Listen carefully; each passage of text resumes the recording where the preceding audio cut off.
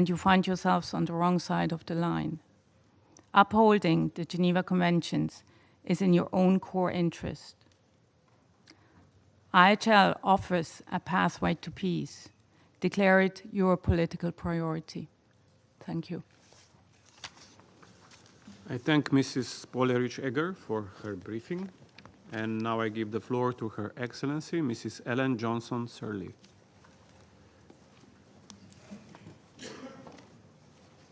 Mr. President, Mr. Secretary General, Excellencies, distinguished members of the Security Council,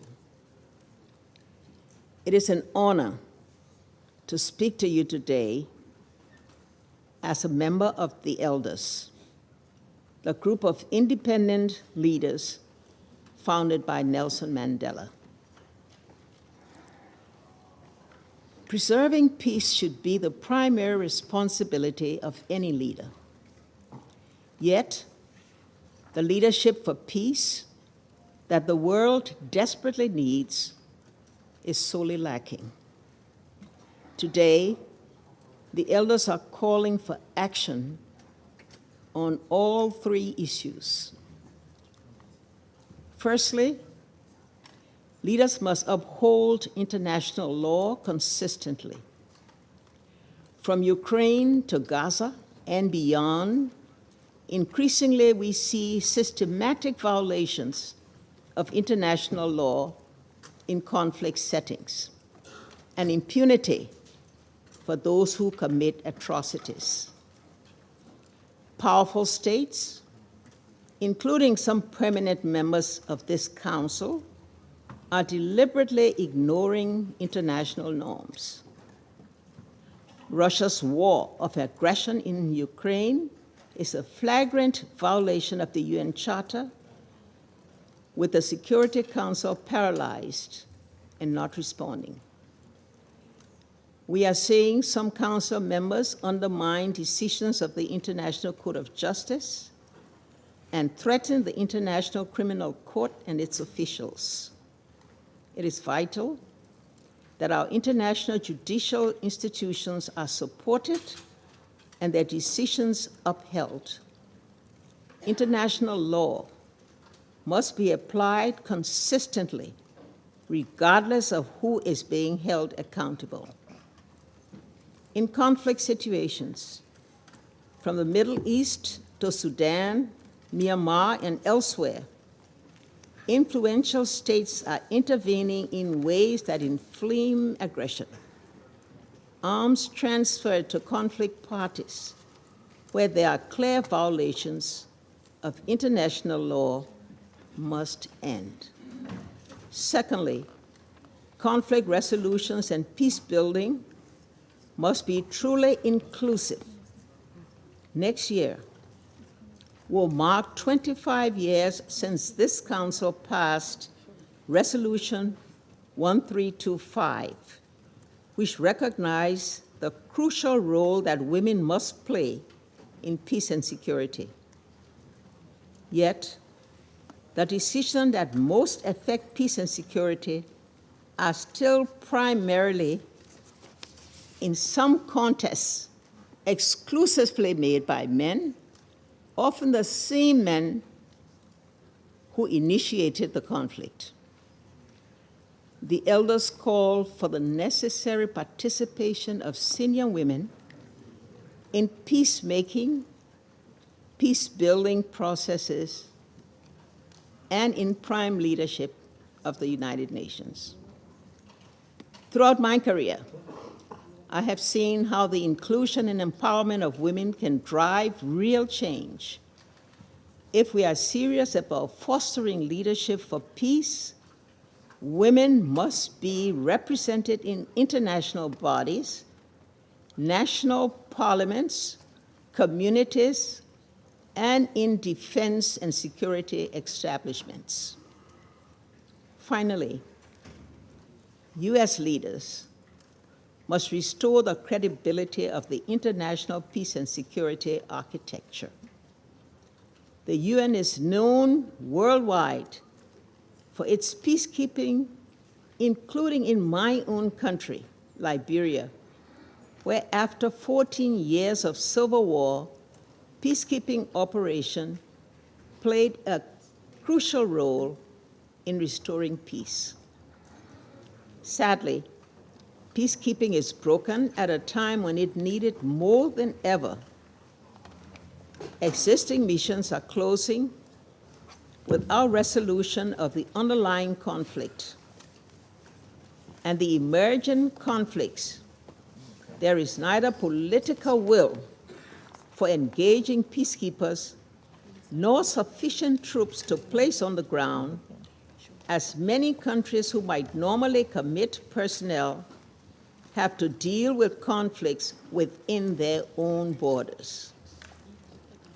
Leadership for peace is essential to address these destabilizing conflicts and the existential threats facing all humanity, the climate crisis, nuclear proliferation, and the risk of pandemics.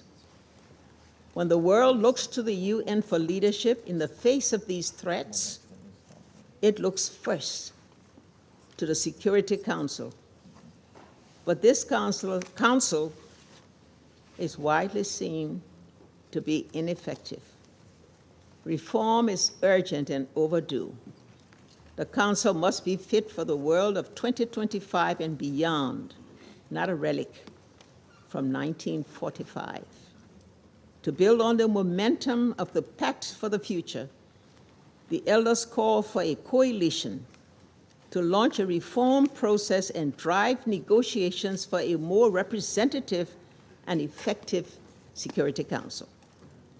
The General Assembly should play a critical role, as it did during the only successful previous reform of the Council. Distinguished members of the Council, we live in daunting times, and these times demand honesty, integrity, and commitment. So let me close by asking the leaders of today, how long can we go on working under a system that is clearly failing? How long until it breaks and we are faced with a catastrophic similar to that which forced the UN into being? The time for excuses is past, and with great respect, we ask you to act. Do not let us down. I thank you, Mr. President. I thank Her Excellency, Mrs. Sirleaf, for her briefing. I shall now make a statement in my capacity as the Prime Minister of the Republic of Slovenia.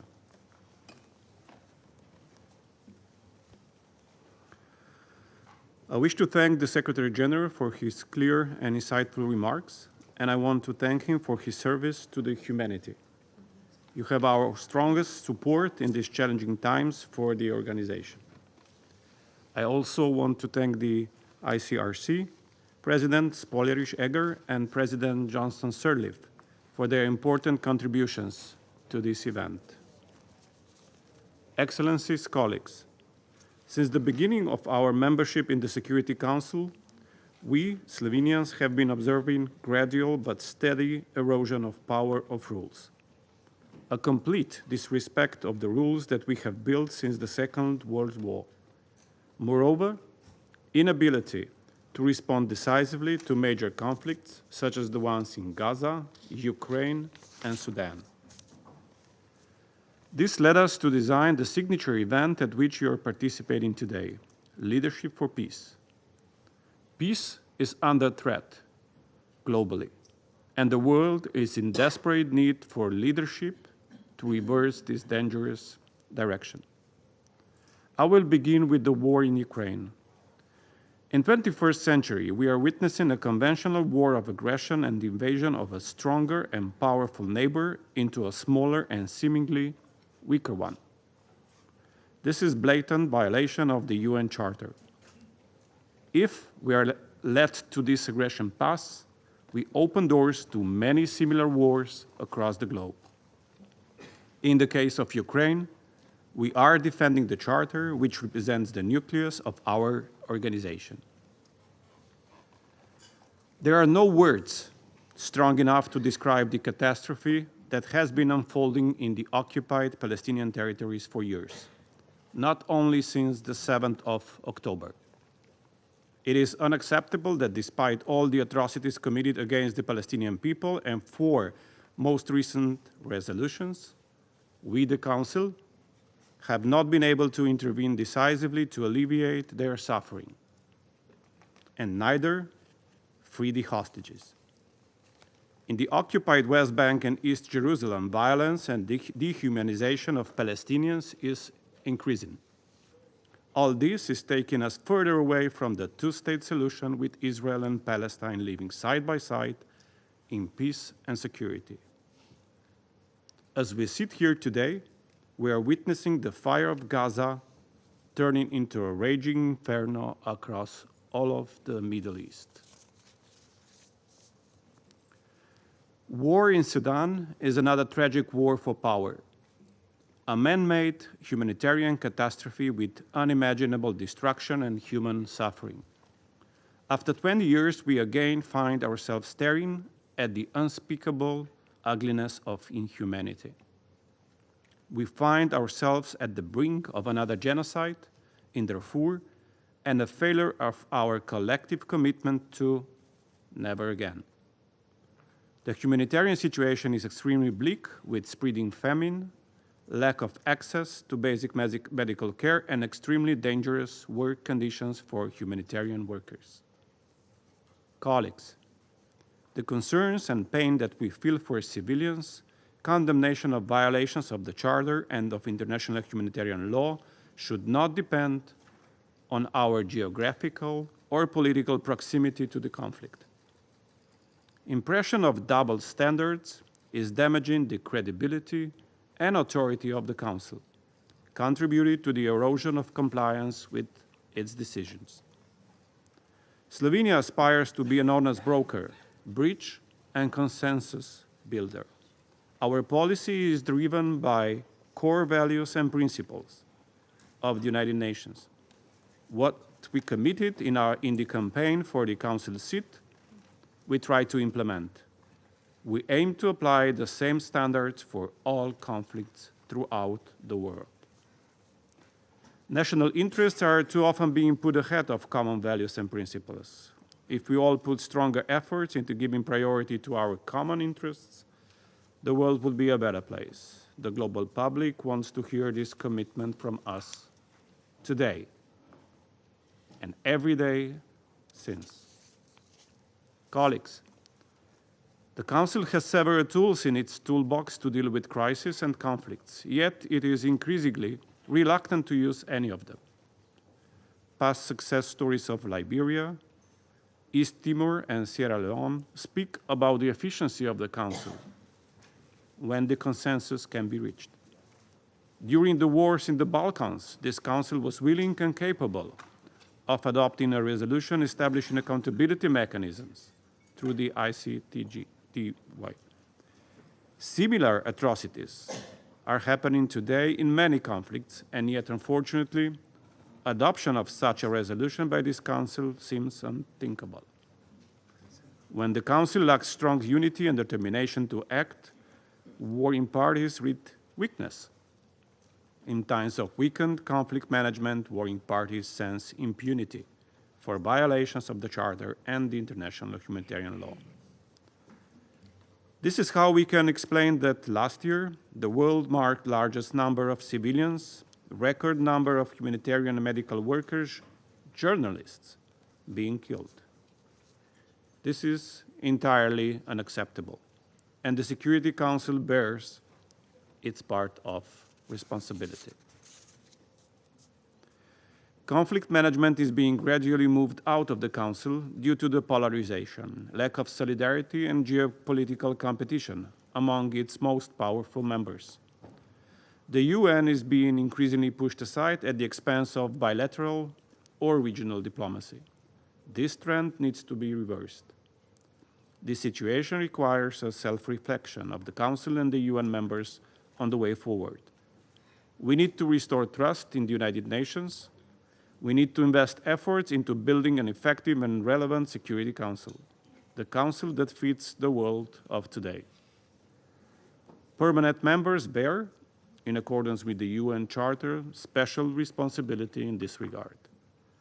We need a renewed commitment to the respect of the UN Charter to restore unity of the Council, putting global interests first, reflecting on all tools at the disposal and using the ones with the most effect, as well as follow up on our resolutions to ensure compliance. The Security Council needs to exercise its power with higher ambition regarding the prevention of conflicts and play a stronger role in peace-building activities that involve all aspects of the UN system. Regional organizations are increasingly taking ownership for finding solutions for their problems. Strengthening cooperation with them opens the Council new ways of dealing with the crisis. Dear colleagues, let me conclude by saying that the principles of multilateralism, the idea that nations must work together to preserve peace, are as important today as they were 79 years ago. Earlier today, we were able to unite around the presidential statement. Let us build on these foundations and let us re-energize our collective work for a better, more peaceful, and more humane world. Look forward to listening carefully to the views, suggestions, and guidance from all of you. I thank you.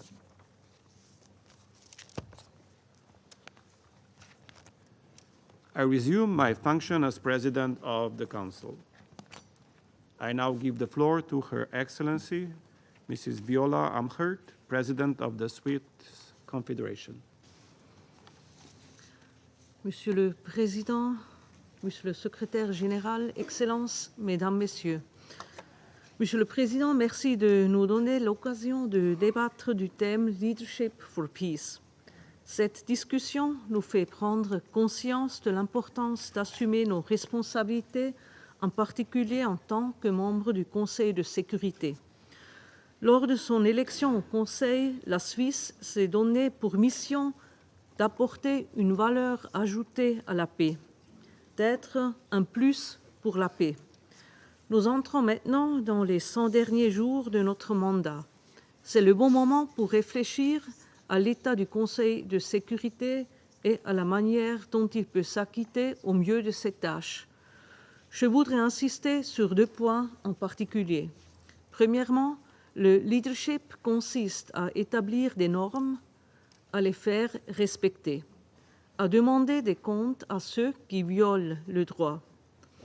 Aujourd'hui, le droit international, y compris le droit international humanitaire, est très souvent et gravement violé. Que ce soit en Ukraine, au Moyen-Orient, au Soudan ou au Myanmar.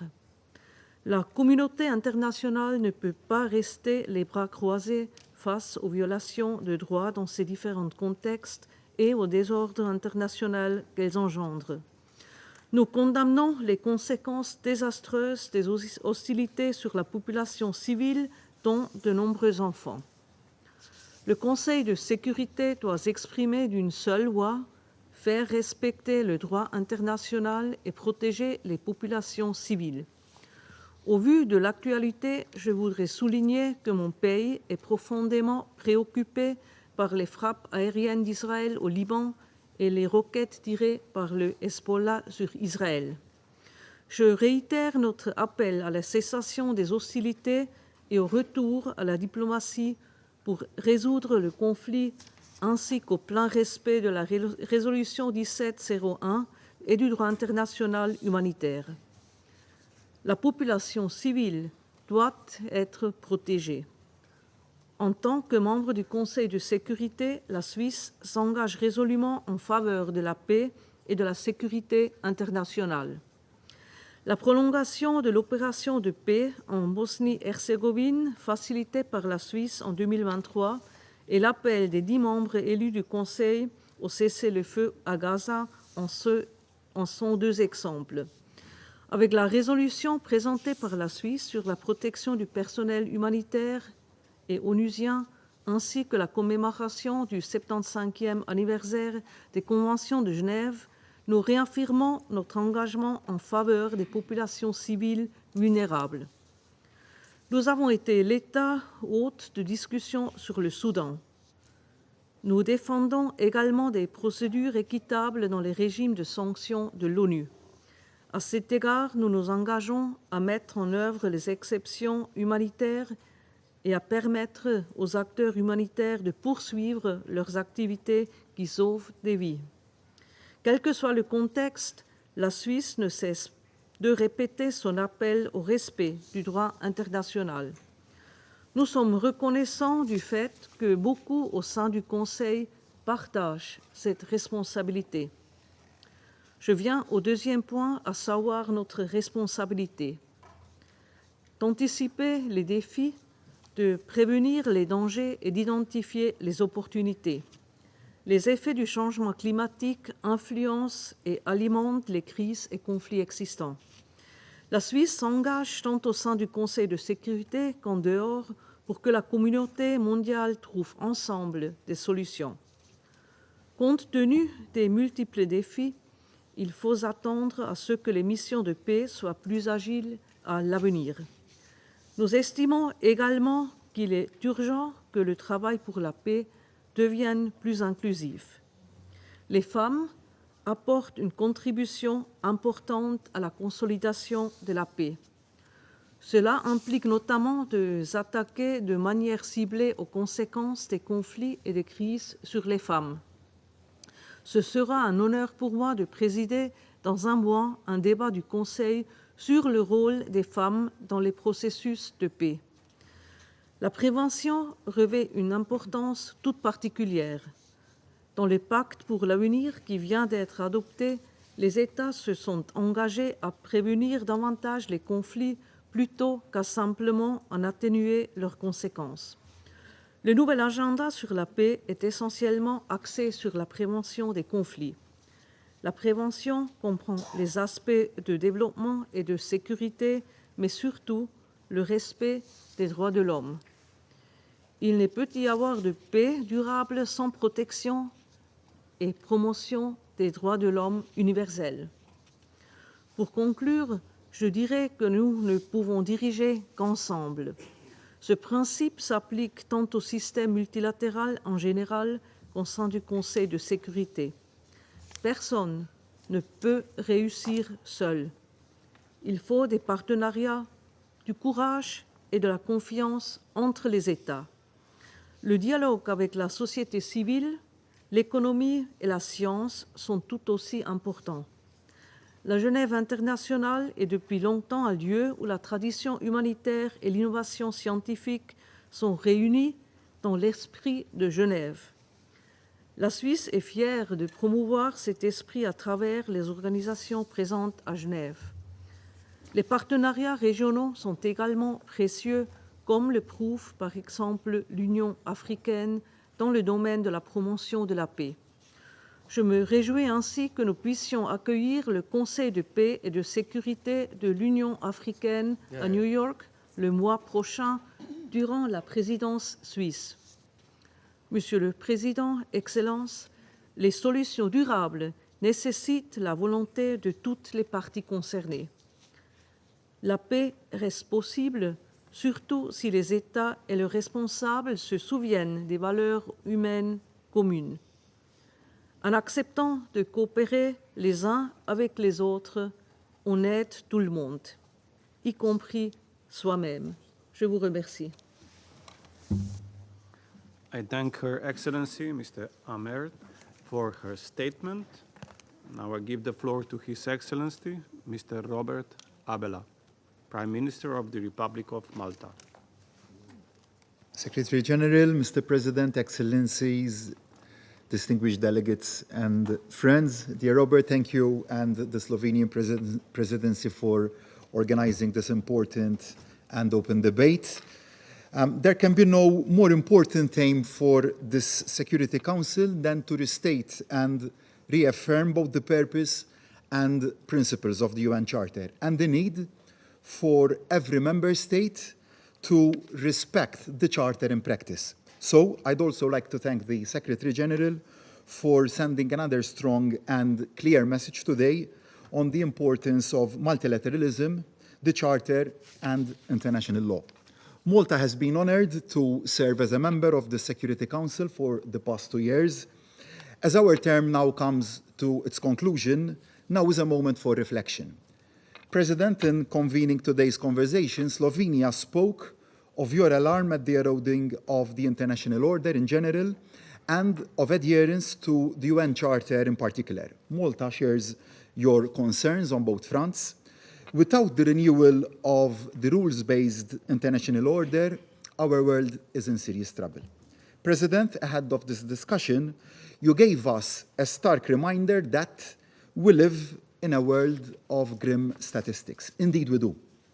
And those statistics are a vital tool in charting the state of our world. But statistics can never tell us the whole story. Only human stories can give us the true picture, because behind every grim statistic is grim human reality.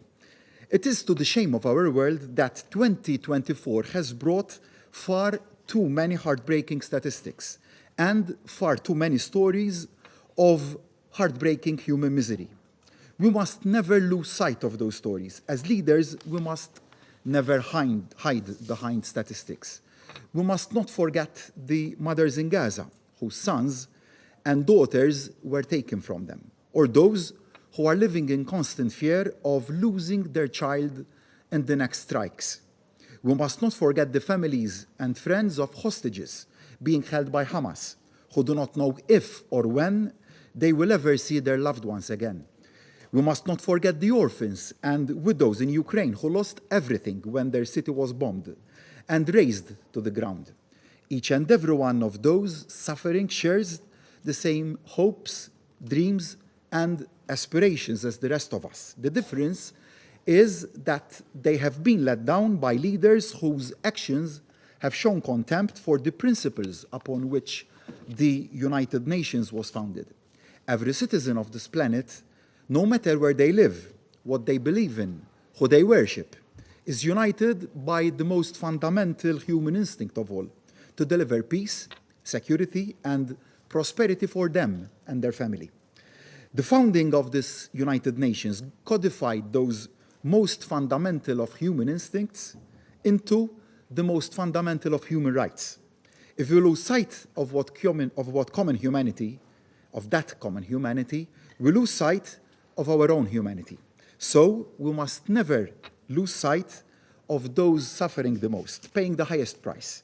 We must never lose sight of the plight of families in Sudan, where parents struggle daily to secure food for their children amidst a devastating conflict, of women and girls of Afghanistan who are being erased from society through the enactment of oppressive and repressive edicts, of the children of Syria and Yemen who had to endure over a decade of conflict, dire humanitarian conditions, disease, and stunted growth, of those in Venezuela deprived of their freedom because of their steadfast commitment to democracy, of the teenagers in Haiti who are being deprived of an education and recruited by ruthless gangs instead, of the Palestinians in the West Bank and East Jerusalem, including those killed as collateral damage in frequent military raids and settler violence, as well as those who lost their homes and suffered displacement.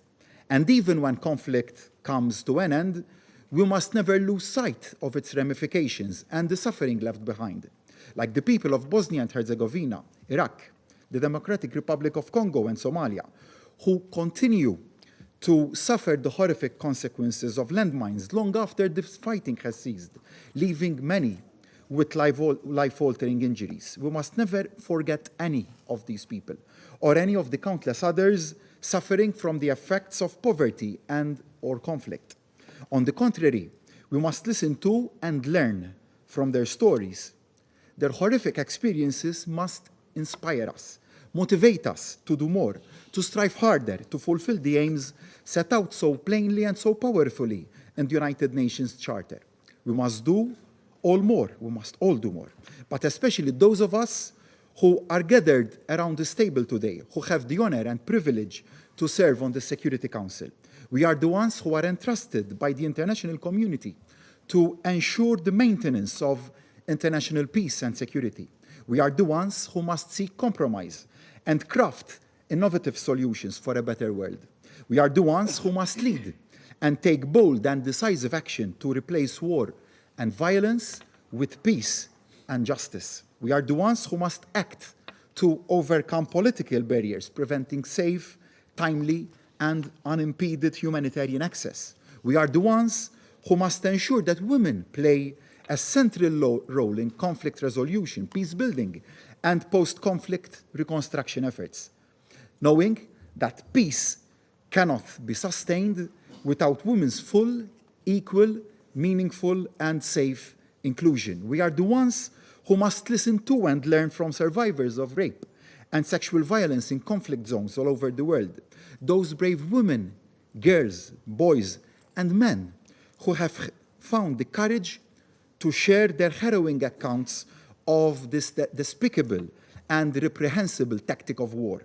We are the ones who must utilize all available tools, including sanctions and international justice mechanisms, to hold violators of human rights and international law accountable, and ensure that all perpetrators of war crimes and crimes against humanity do not go unpunished. We are the ones who must continue our fight against impunity for the crime of aggression. The use of force in a manner inconsistent with the Charter is illegal, unjustifiable, and unacceptable. So, Mr. President, in a world of grim statistics, the last thing we can afford to do is go numb. The last thing we can afford to do is give up.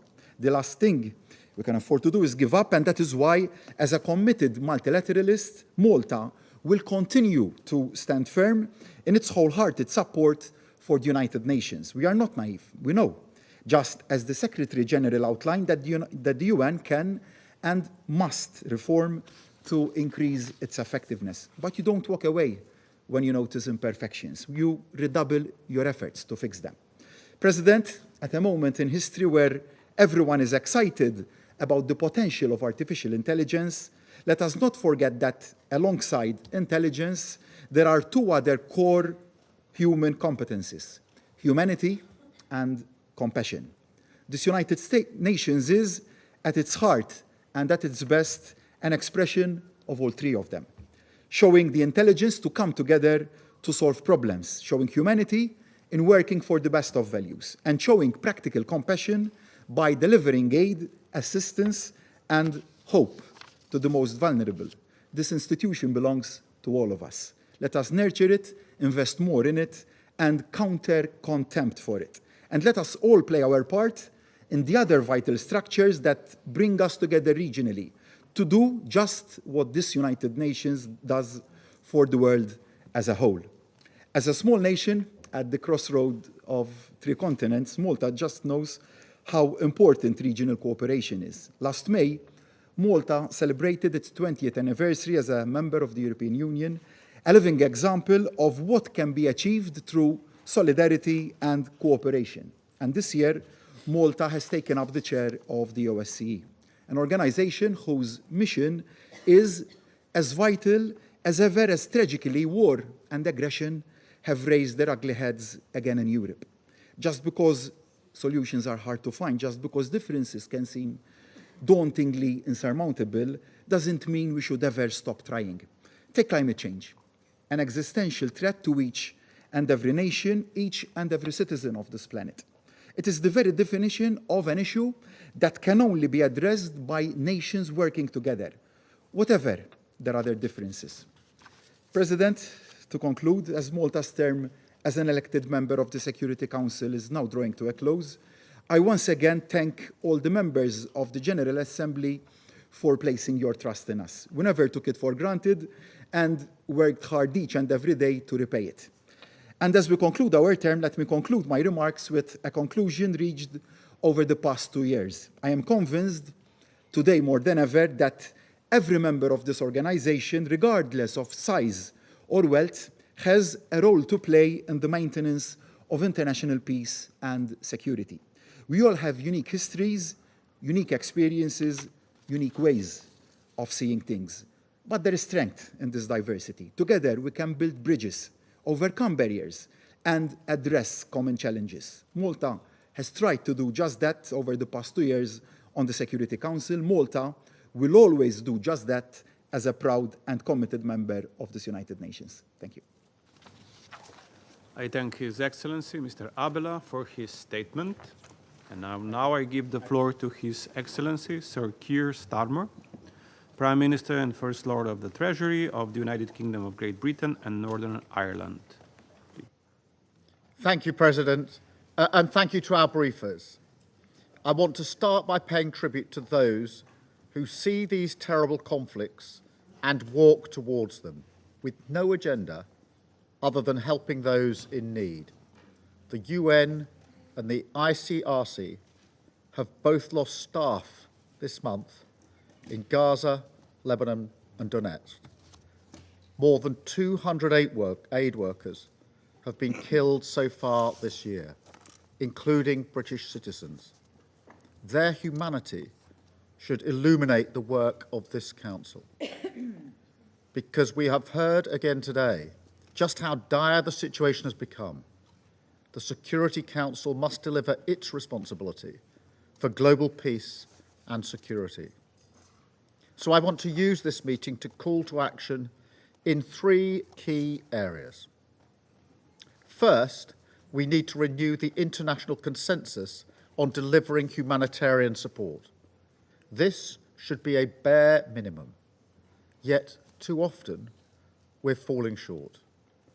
We must address the situation in Gaza. The 7th of October was the bloodiest day for the Jewish people since the Holocaust. I utterly condemn the terrorist actions of Hamas. The ordeal of the hostages and their loved ones continues almost a year later. 6 of them were killed in cold blood just a few weeks ago. So I say again, let the hostages go. And we must face up to the humanitarian catastrophe in Gaza that continues to deepen by the day. Israel must grant humanitarian access to civilians in line with its obligations under international humanitarian law. There can be no more excuses. Israel must open more crossings, allow vital life-saving aid to flow, and provide a safe environment for the UN and other humanitarian organizations to operate. The civilian suffering in Gaza is beyond belief.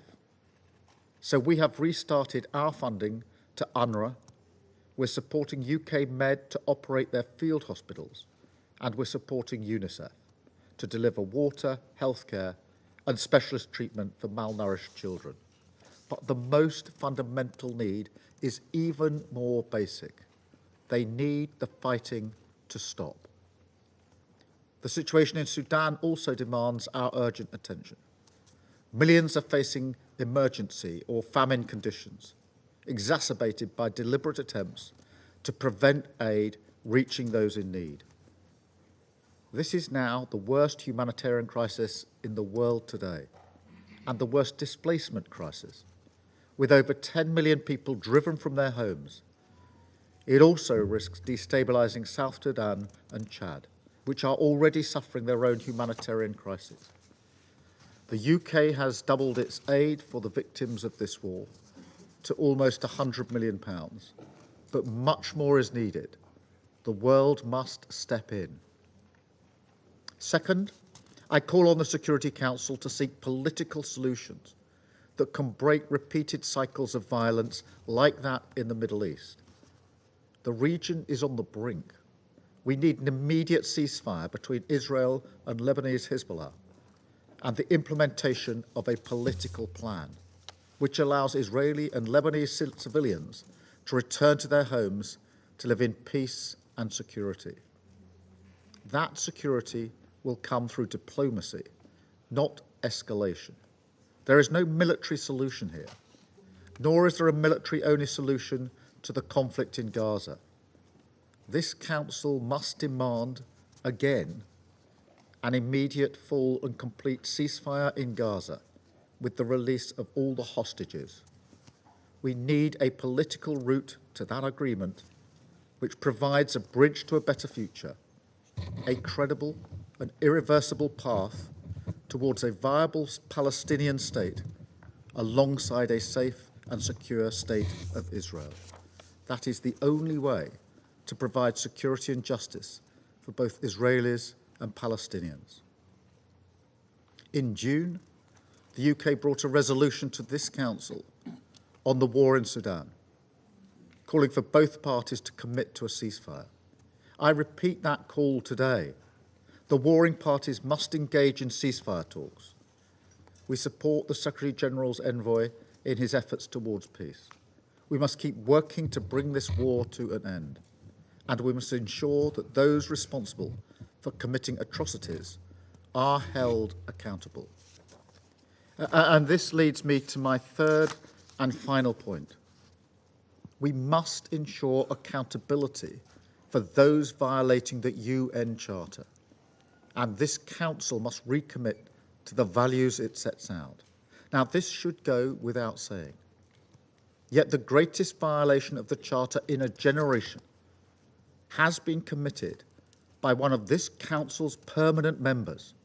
Russia's invasion of Ukraine is illegal.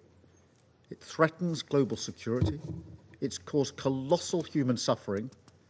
Over 35,000 civilians have been killed or injured, 6 million forced to flee, and almost 20,000 Ukrainian children forcefully deported, kidnapped, to put it bluntly.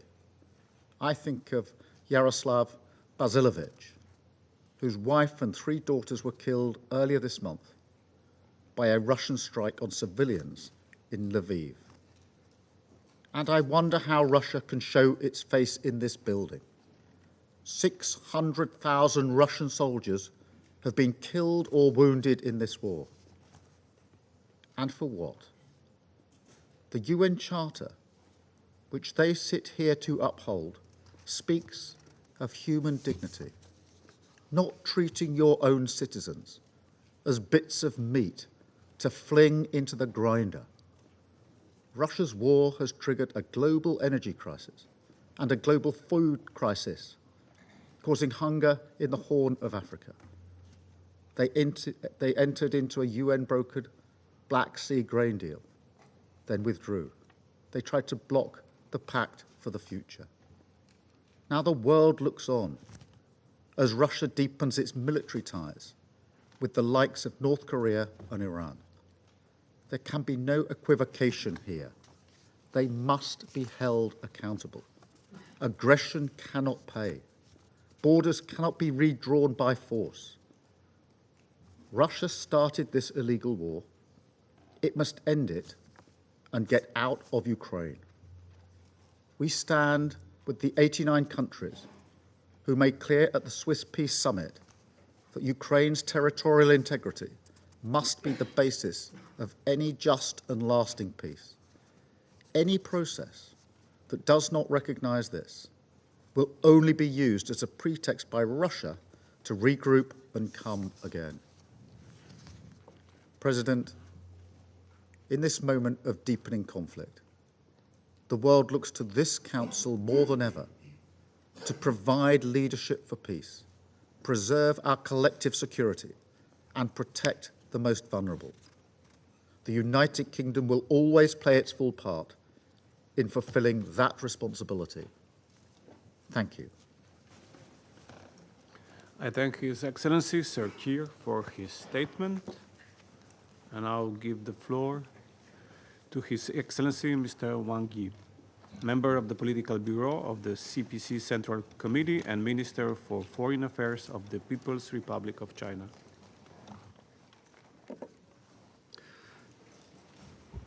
主席先生、秘书长，还有各位同事，中方欢迎斯洛文尼亚作为本月安理会的轮值主席国倡议召开为和平展现领导力这一公开的辩论会，也感谢戈德布总理主持今天的会议。我认真听取了秘书长所做的通报，对秘书长先生为世界和平所做的努力表示我们的赞赏。主席先生，自古以来，和平始终是人类社会的殷切的期待。经历了2次世界大战和隔绝东西方的冷战之后，珍爱和平的理念更加深入人心，追求和平的步伐更加坚定有力。然而，当今世界仍不太平，国际和平事业任重道远，巴以冲突持续延宕，乌克兰危机升级外溢，冷战思维死灰复燃，世界分裂风险加剧，全球发展事业遇挫，新兴技术屡遭滥用。联合国寄托了世界人民对为预免后世再遭战祸的真诚愿望，肩负着铸剑为犁、永不再战的神圣使命。身处联合国的总部，面对世界百年变局，为了和平，人类应该怎么办？中方的答案是：为了和平，我们要秉持正确的安全理念，理念引领行动。中国国家主席习近平提出全球安全倡议，为破解安全赤字、追求持久和平提供了根本遵循。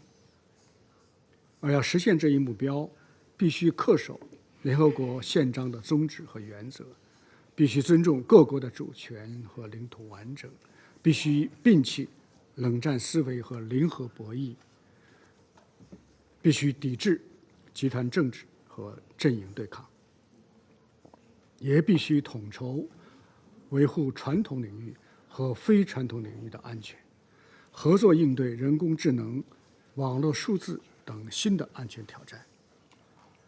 同时，要践行共同、综合、合作、可持续的安全观，与时俱进，完善全球安全治理体系。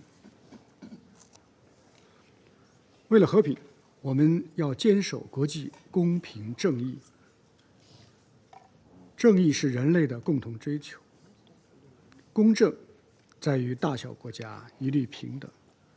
各国应当挺起胸来，不为任何霸权主义和强权政治，要践行真正的多边主义，坚定维护以国际法为核心的国际秩序，在相互尊重的前提下共商安全治理，在公平正义的基础上共建持久和平。要维护安理会的权威，支持安理会作为集体安全机制的核心作用，反对任何未经安理会授权的非法的单边制裁。巴勒斯坦问题是人类良知的伤口，是对公平正义的拷问。安理会应当勇于承担责任，切实发挥作用。联大和安理会在巴勒斯坦问题上通过的各项决议应当得到执行，巴勒斯坦应当成为联合国正式会员国。当务之急是尽快在加沙实现永久停火和全面撤军，制止在黎巴嫩发生的新的人道危机，防止冲突进一步扩散升级。中方呼吁落实8人主导、8人所有、8人制8原则，倡议召开更具规模、更大范围、更有实效的国际和会，尽早重启两国方案，推动巴勒斯坦问题实现全面、公正、持久的解决。为了和平，我们要坚持政治外交解决。纵观历史，只有外交谈判才能实现真正的和平，只有政治解决才能让和平持续。当事方要尊重彼此的正当合理关切，坚持求同存异，相向而行。要加大预防性外交的投入，更好发挥联合国建设和平架构的作用。安理会应当充分用好宪章赋予的斡旋调解工具，避免动辄威胁或使用制裁等强制手段。国际社会应当共同为政治解决创造条件，开辟空间，既不能隔岸观火，更不能借机谋利。乌克兰危机已经进入第3个年头，外溢升级风险加剧。中方的立场始终如一，那就是劝和促谈，推动政治解决。中国发表了政治解决乌克兰危机的立场文件，派出特使开展斡旋外交，还同巴西联合发布了6点共识，旨在汇聚更多平衡、客观、理性的声音，为停火止战创造条件，为对话谈判积累势头，为实现和平做出努力。为了和平，我们要促进共同持续发展。和平与发展有着深刻的内在联系。安理会议程上的热点问题，绝大多数发生在发展中地区。要支持发展中国家，特别是冲突后国家，以符合本国国情的方式实现自主发展，消除冲突根源。国际社会应当在尊重当事国主导的前提下，提供建设性帮助，而不是以各种幌子肆意干涉别国内政，甚至强加治理模式。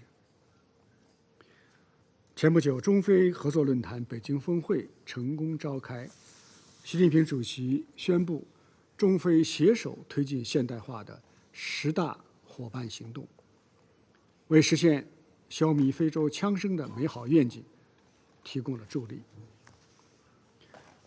主席先生，在和平与安全问题上，中国是世界上记录最好的大国，也是唯一将坚持和平发展道路写入中国宪法的大国。中华民族一贯崇尚的是以和为贵，追求的是天下大同。中华人民共和国成立75年来，中国始终坚持和平发展道路，从未主动挑起一场战争，从未发起过代理人战争，更从未侵占过别人的领土。中国是安理会常任理事国当中派出维和部队最多的国家，也是联合国维和行动第2大摊款国。中国一直在以实际行动为维护世界和平贡献力量。今年是和平共处5项原则发表70周年。70年来，和平共处5项原则历久弥新，成为开放包容、普遍适用的国际关系基本准则和国际法的原则，为推动各国和平共处、促进世界和平发展发挥了重要作用。中国愿意同各国一道，弘扬和平共处5项原则的精神内涵，共同建设持久和平、普遍安全的美好世界。谢谢主席先生。I thank His Excellency, Mr. Wang, for his statement. And now I give the floor to Her Excellency Mrs. Linda Thomas Greenfield, Permanent Representative of the United States and member of the President Biden's cabinet. Thank you, Mr. President. Prime Minister Golob, thank you for convening this important open debate on leadership for peace, and for Slovenia's efforts to strengthen the Security Council and the multilateral system. I welcome all of the leaders who have joined us here today. I also want to thank ICRC President Egger for her critical perspective as a humanitarian. I thank Secretary General Guterres here during the busiest of weeks for his leadership on the Pact for the Future, which will bolster the UN's ability to prevent and resolve conflict, and for the first time sets out parameters for Council reform. Last but definitely not least, I want to thank my dear friend and mentor, President Sirleaf, for being here as the representative of the elders. Colleagues, I believe we can learn so much from President Sirleaf's legacy of leadership and from the story of Liberia's path to peace, a story in which the United Nations played a critical role and where I had a front row seat witness as U.S. ambassador. After all, it was UN peacekeepers that helped secure the peace in Liberia following a long and bloody civil war. And it was Blue Helmets that facilitated the country's democratic elections in 2005, which brought President Sirleaf into office as the first woman elected to lead an African nation. UNMIL forces left the country in 2018, but peace and democracy have endured. And now Liberia is making its own contributions to peacekeeping missions across Africa. Thank you, Madam President. Colleagues, let us look to Liberia as an example as we look for solutions to today's most pressing global challenges. And right now, there's no shortage of challenges. From the existential threat posed by the climate crisis to the spike in global food insecurity to the proliferation of devastating conflicts and crises in Ukraine, in Sudan, Haiti, and DRC, and of course in Israel, Gaza, and Lebanon. Colleagues, as President Biden said yesterday, since October 7th, the United States has been determined to prevent a wider war that engulfs the entire region. Full-scale war is not in anyone's interest. And even as the situation has escalated, a diplomatic solution to end the suffering in Gaza, to allow residents from both countries to return to their homes, to forge peace. It is possible. It has to be. As these crises have metastasized, some have come to see the United Nations and the broader multilateral system as, to put it bluntly, inept. And we've heard some of that today. I understand where that comes from. People have a right to be frustrated. Still, I believe to my core that the role of the United Nations in the world has never been more critical, more important, that our capacity for change is still possible. But there is a catch, and it's a big one. The United Nations can meet this moment if and only if it undergoes some real change itself. This will not be easy, but it is vital. As you heard President Biden say yesterday in the general debate, and I quote, "We must build a stronger, more effective, and more inclusive United Nations," unquote. That reform needs to happen across the UN system, including to this very body. And a few weeks ago, I announced 3 new Security Council reform commitments on behalf of the Biden-Harris administration. Our support for 2 permanent Security Council seats for Africa, a non-permanent seat for small island developing states, and text-based negotiations through the intergovernmental negotiations process so that we can move from talk to action. I also want to reiterate our support for permanent representation on the Council for countries in Latin America and the Caribbean, as well as those countries we have long supported for permanent seats. The IGN session will kick off in the coming weeks, and we hope our announcement will spur others to renew their reform efforts and commit to text-based negotiations. Colleagues, as we move forward, reform forward, the fundamental principles guiding our efforts must be rooted in the principles of the UN Charter, including the full respect for international law and human rights, and sovereign equality and territorial integrity.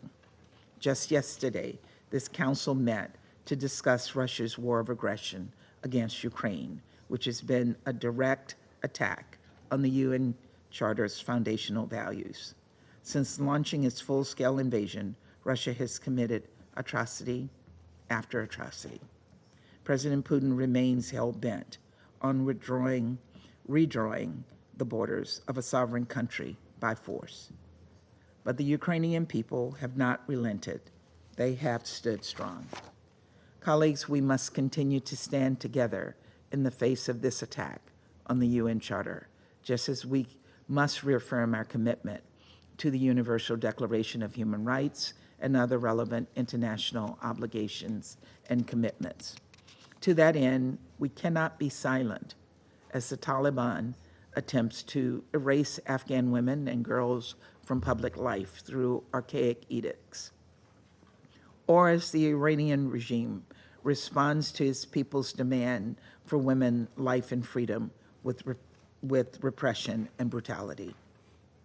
The UN must be a place that continues to advocate for women and girls in all of their diversity. Together, we must also do more, much more, to address dire humanitarian crises that disproportionately affect women and girls. That requires revitalizing what has become an overstretched humanitarian system. It is far past time for UN member states to engage a broader range of actors that can support a sustainable humanitarian system, capable of adapting and responding to rapidly changing demands. The private sector, non-traditional donors, IOs, and the MDBs have a critical role to play in this work. As the largest single country donor to the UN humanitarian system, the United States will continue to lead, but all countries must step up, especially those with the most means. Colleagues, the United States has continued to look for ways to improve the tools of peacekeeping and peace building and bolster our collective efforts to create missions that are fit for purpose. Peacekeeping operations create space for political solutions to advance, as we saw in Liberia. And we know that the only durable political solutions are those that are genuinely inclusive of opposition voices, as well as women, youth, and other systemically marginalized groups. Finally, I want to stress the United States' commitment to working with all member states to address the grave threat posed by terrorism, violence, and extremism, an issue on which historically the Security Council has been united.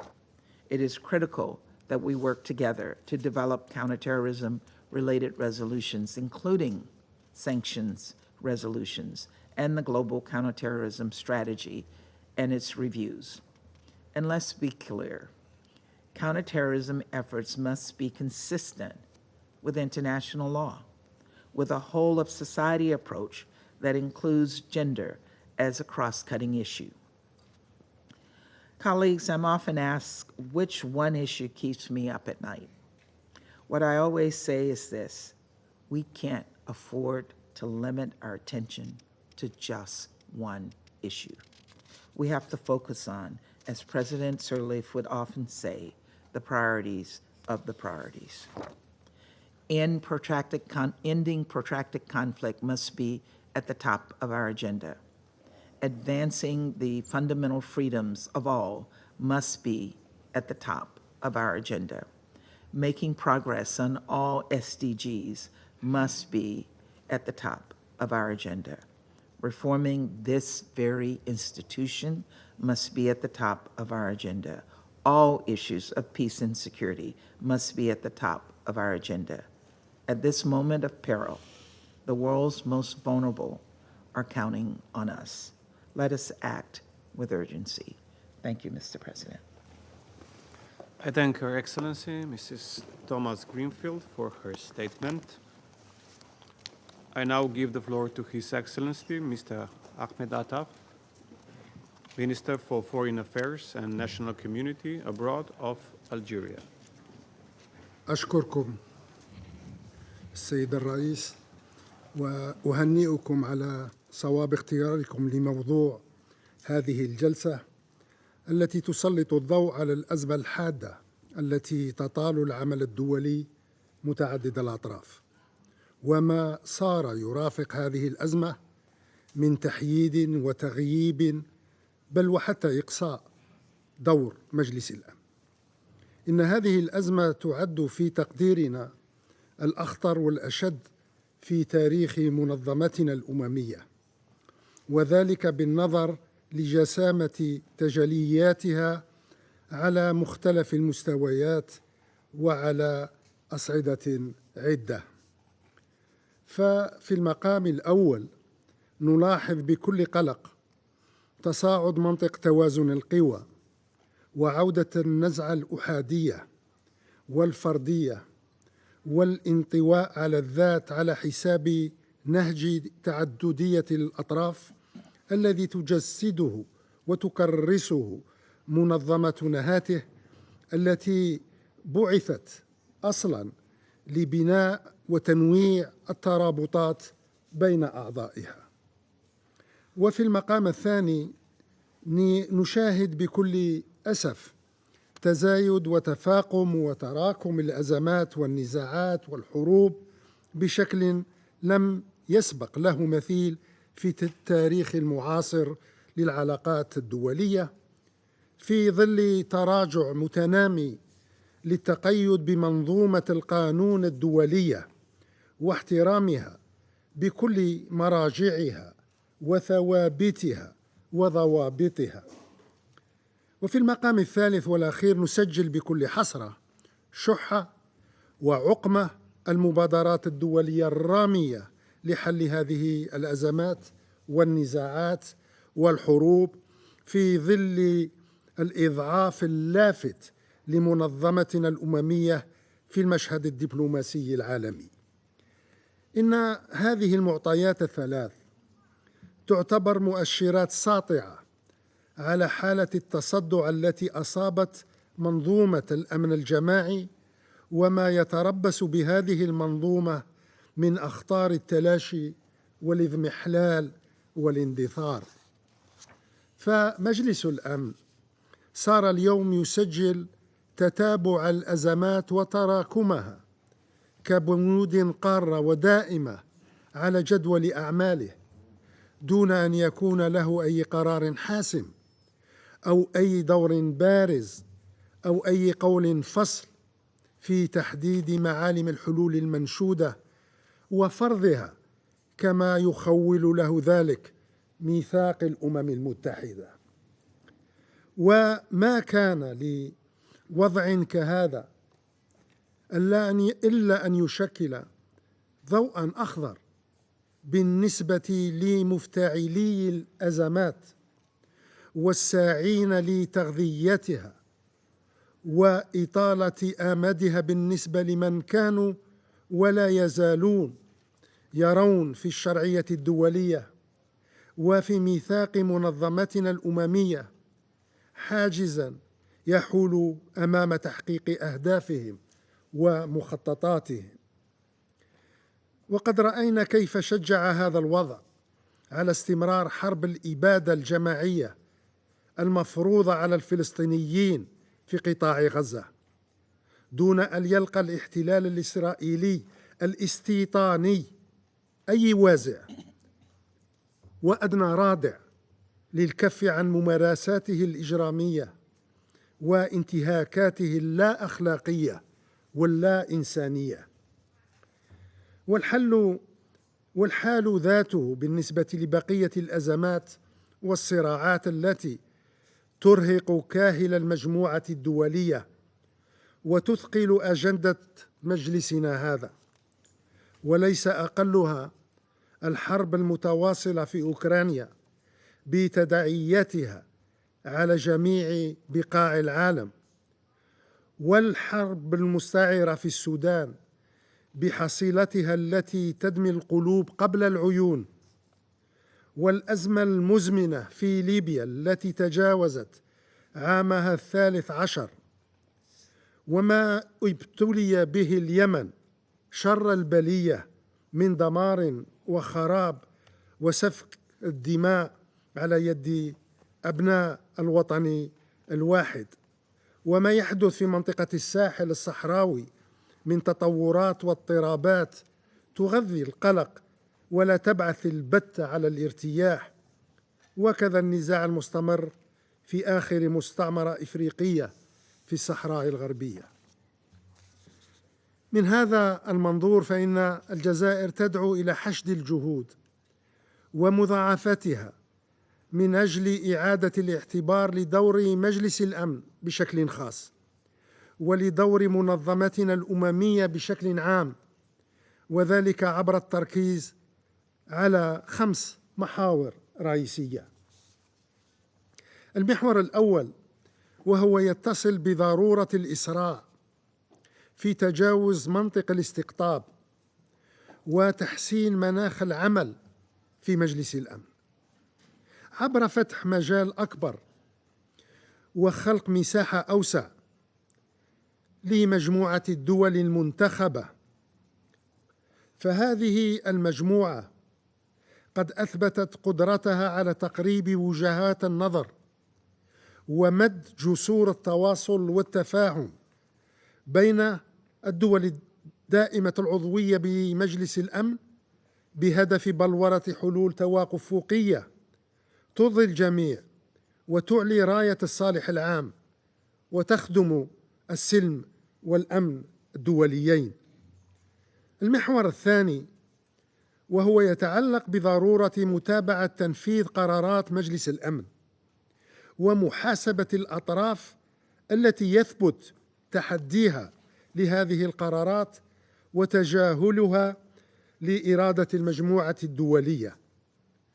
فالطابع الإلزامي يبقى لصيقا بجميع قرارات مجلس الأمن على غرار تلك التي تم تبنيها بخصوص القضية الفلسطينية، وبالتالي فإن الحرص على تفعيلها ونفاذها على أرض الواقع يظل في صلب اختصاصات مجلسنا هذا. المحور الثالث وهو يهدف لتحسين التنسيق بين مجلس الأمن والجمعية العامة للأمم المتحدة بخصوص المسائل المتعلقة بالسلم والأمن الدوليين. فتحرك الجمعية العامة في مواقف عجز مجلس الأمن يجب تشجيعه وتثمينه لبناء علاقة تكاملية لا تصادمية بين هذين الجهازين الرئيسيين للأمم المتحدة. المحور الرابع وهو يتعلق بالمهام والمسؤوليات المنوطة بالأمين العام للأمم المتحدة بصفته المشرف الأول على منظمتنا هذه والمسؤول الأول على أدائها. فالأمين العام يجب أن تكون له الحرية الكاملة والمطلقة في المبادرة بأي مسعى دبلوماسي يصب في خدمة السلم والأمن الدوليين، ولا ينبغي بأي حال من الأحوال أن تكون تحركاته مقيدة بتوافق مسبق يستحيل في أغلب الأحيان تحقيقه على مستوى مجلس الأمن. أما المحور الخامس والأخير فهو يعني ملف إصلاح مجلس الأمن عبر دمقرطة أساليب عمله وتوسيع العضوية فيه عبر تركيبة أوسع تكون أكثر تمثيلاً للمجموعة الدولية في المرحلة الراهنة، والأولى ثم الأولى بالنسبة لنا في مسعى كهذا هو تصحيح الظلم التاريخي المسلط على قارتنا الإفريقية التي تظل الغائب الوحيد في فئة المقاعد الدائمة والأقل تمثيلاً في فئة المقاعد غير الدائمة. وشكراً السيد الرئيس. I thank His Excellency Mr. Attaf for his statement, and I now give the floor to His Excellency Mr. Hugh Hilton Todd, Minister for Foreign Affairs and International Cooperation of Guyana. Your Excellency, Dr. Golub, please accept my commendations for this timely initiative in convening the Council to deliberate on this important topic. I extend gratitude as well to the Secretary General, His Excellency, Mr. Antonio Guterres, former President of Liberia and member of the Elders, Her Excellency Ms. Ellen Johnson Sirleaf, and to the President of the International Committee of the Red Cross, Ms. Mariana Eger, for their valuable insights and perspectives. Excellencies, the United Nations was created nearly 80 years ago with the solid determination to save succeeding generations from the scourge of war, to reaffirm faith in the dignity and worth of the human person and in the equal rights of men and women and of nations large and small. While actions attributable to some member states of this organization have not always aligned with the determination, inviting criticisms about the organization's efficacy, Ghana firmly believes that the United Nations is a relevant body today as it was in 1945, and that its purposes and the principles must continue to be the standard that drives our actions. In fact, Excellency, there is no alternative to the United Nations in the global political economy. We acknowledge that the organization's efficacy and legitimacy continue to be undermined, especially in an environment where national priorities and self-interest that go against what is right and just now dominate the global narrative.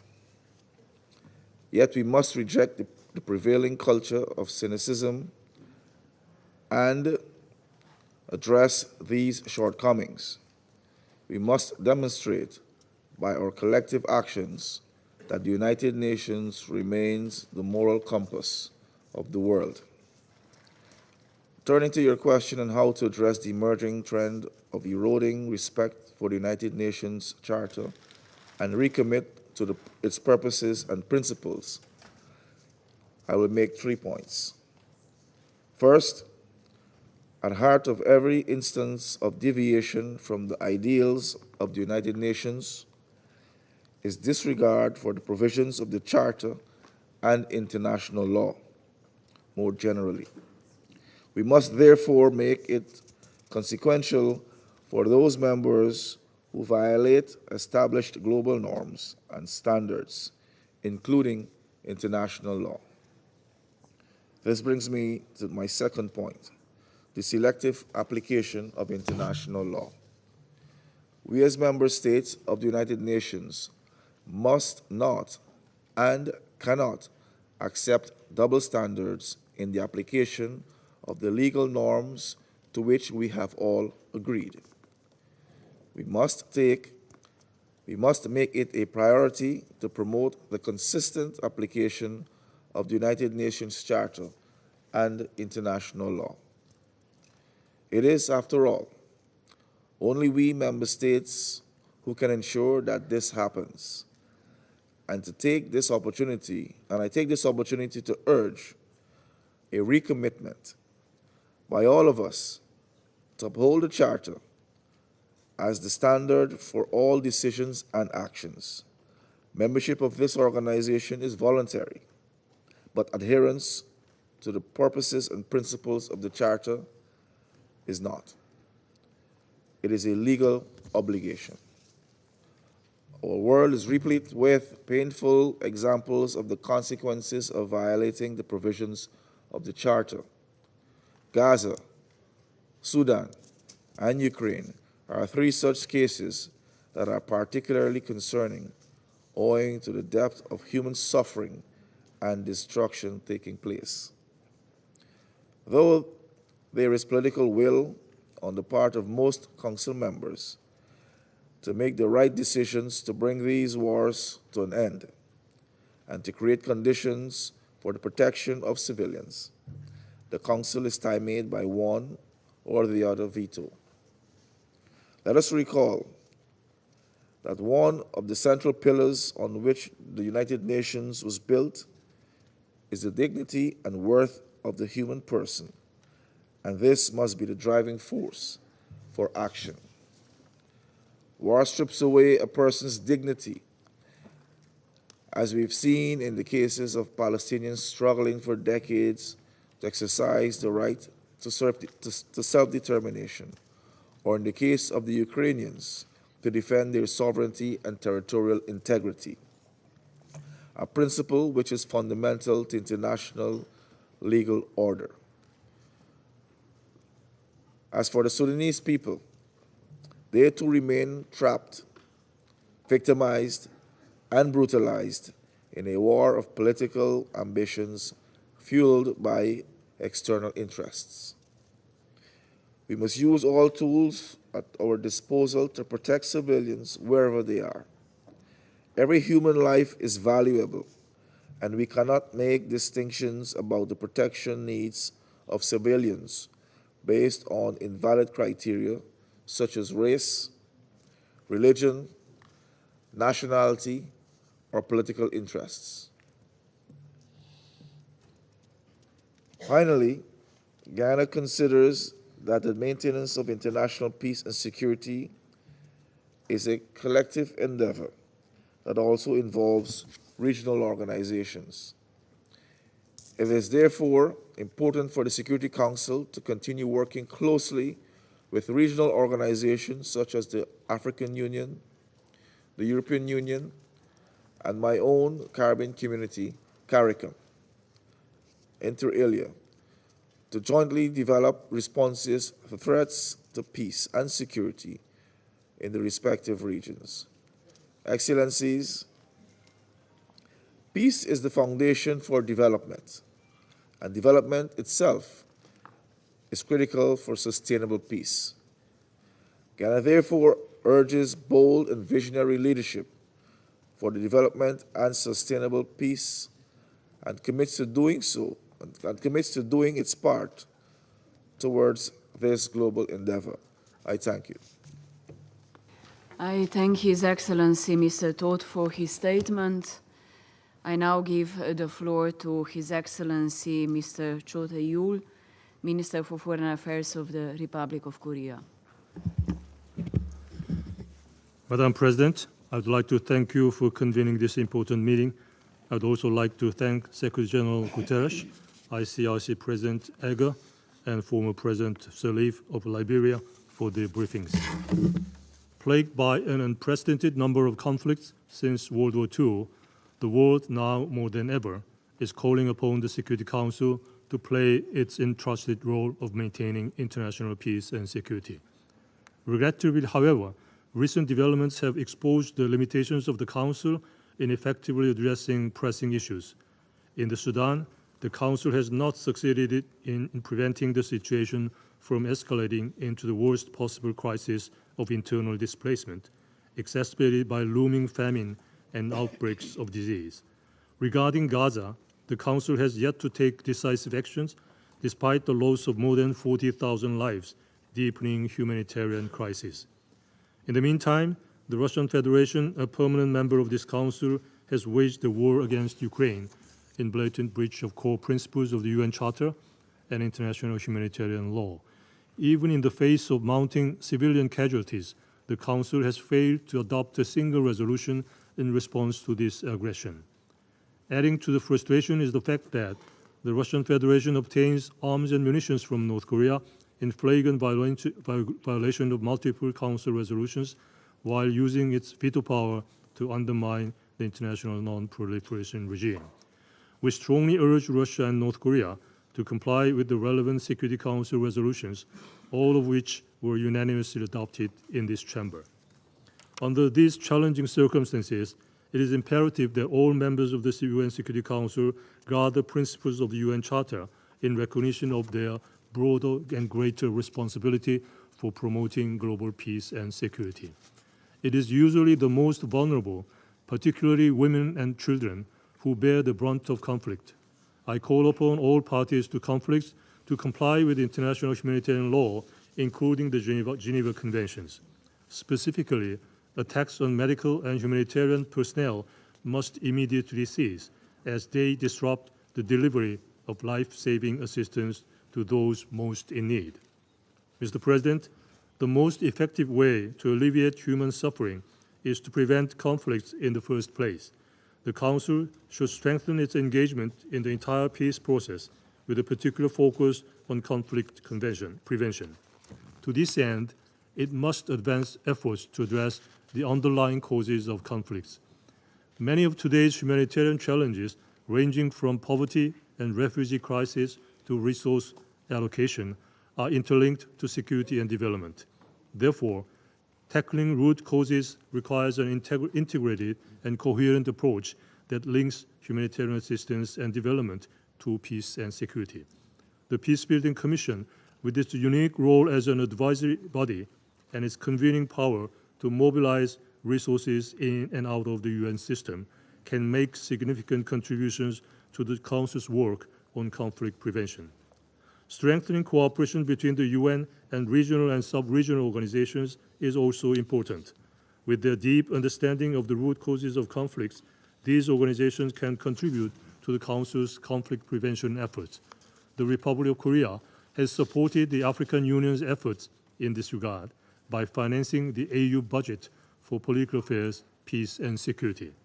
To support the UN's efforts for conflict prevention and peacekeeping, over the past years, we have also increased our contributions to the Department of Political and Peacebuilding Affairs and Peacebuilding Fund to reach approximately $3.5 million and $8 million, respectively, this year. Mr. President, Madam President, given the conflict dynamics and interests of the permanent members of the Council, the roles of elected members are becoming increasingly important. They facilitate dialogue and bridge the gap between the permanent members by bringing diverse views and perspectives to the table. The Republic of Korea is committed to fulfilling its mandate as an elected member for the 2024 through 25 term and to supporting the Council's efforts to organize a swift and effective response. Elected members are also contributing to the Council's efforts in addressing new and emerging challenges. The Republic of Korea is prioritizing issues such as cybersecurity as well as climate and security. In June, as President of the Council, we hosted an open debate on cybersecurity, paving the way for the Council's effective response to cyber threats. Madam President, enabling the Security Council to function effectively is an essential step towards rebuilding trust and strengthening the multilateral system. The Republic of Korea remains a firm believer in multilateralism and is fully committed to playing a greater role befitting a country of its stature in promoting global peace and prosperity. Thank you very much. I thank His Excellency Mr. Cho for his statement. I now give the floor to His Excellency Mr. Musa Timothy Kaba, Minister for Foreign Affairs and International Cooperation of Sierra Leone. Madam President, I wish to thank Slovenia for convening this timely, high-level open debate. Let me also thank the Secretary General, Mr. Antonio Guterres, and the President of the International Committee of Red Cross, Madame Edgar, and Her Excellency, Ms. Ellen Johnson-Sirleaf, member of the Elders and former President of Liberia, for their very useful and insightful presentations. The UN Security Council, entrusted with the primary responsibility for maintaining international peace and security, must lead by example. Today, as we discuss the theme of leadership for peace, united in respect of the UN Charter, in search of a secure future, we must ask ourselves, how did we arrive here, and what steps should we take to restore the peace and stability that people around the world so desperately seek? First, and admittedly, we have to acknowledge that there is a significant erosion of trust in global peace and security discourse. For decades, we have witnessed increasing disregard for the principles enshrined in the UN Charter. In conflicts across the world, more recently, including in Gaza, Sudan, Ukraine, and troubling development in Lebanon, we note a disturbing trend, including but not limited to violations of international law. Sadly, with impunity, humanitarian crisis that worsen with every passing day, and a global public looking to this Council for solutions that all too often remain elusive. The Geneva Conventions, which have stood the test of time for 75 years, pillars of our shared humanity, are under immense strain. The impunity with which some warring parties act erodes not only the rules of law, but also the rule of law, but also the very foundation of multilateralism. This body, the Security Council, must reclaim its authority, credibility, relevance, and legitimacy. Second, geopolitical competition must not hinder our common goal of peace. Presently, the Security Council faces an unprecedented challenge, an internal one. Increasingly, our deliberations are clouded by geopolitical rivalry, turning the Council from a forum for diplomacy into a battleground for national interest. The stalemate and deadlock that result is damaging not only to our credibility, but to the lives of millions of innocent women, men, and children. Every moment of disunity sends the wrong signal. It emboldens those who seek to undermine international law, and it leaves the vulnerable without hope. We cannot afford the status quo. Third, peacekeeping and mediation must be revitalized. In recent years, UN peacekeeping operations have faced dwindling support, accelerated withdrawal of peacekeeping missions, and mounting operational challenges. Yet, peacekeeping, sanctions, and mediation remain vital tools in our effort to prevent and resolve conflict. We must use them strategically and decisively.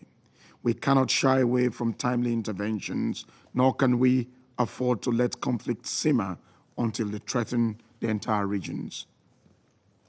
In Africa, for instance, there are clear examples of countries taking leadership to foster peace not only in conflict situations in Africa, but also in other regions of the world. President João Lourenço of Angola, his leadership in the Luanda peace process has been critical in fostering dialogue and seeking peace between the DRC and Rwanda. His efforts have helped bring attention to the conflict in Eastern Congo and contributed to regional diplomacy aimed at resolving one of Africa's most protracted and complex conflicts. While challenges remain, including the enforcement of ceasefires and the withdrawal of armed groups, President Lourenço's commitment to the peace process continues to be a driving force behind regional stabilization efforts. Additionally, over the past weekend, President Ruto of Kenya paid a visit to Haiti to express solidarity with the Haitian people and commend Kenyan police for collaborating with Haitian forces to bring much-needed stability to the country. He announced that 600 additional Kenyan police officers will arrive within the next 2 months, fulfilling Kenya's commitment to the multinational security support mission in Haiti, which represents a crucial international effort led by Kenya to address the escalating crisis in Haiti. Furthermore, in an effort to address the rise of terrorism in West Africa and the Sahel, His Excellency Dr. Julius Maada Bio, President of the Republic of Sierra Leone, engaged with his Burkinabe counterpart just prior to Sierra Leone's presidency of the UN Security Council. This engagement was also an effort to mediate on the issue of their withdrawal from ECOWAS.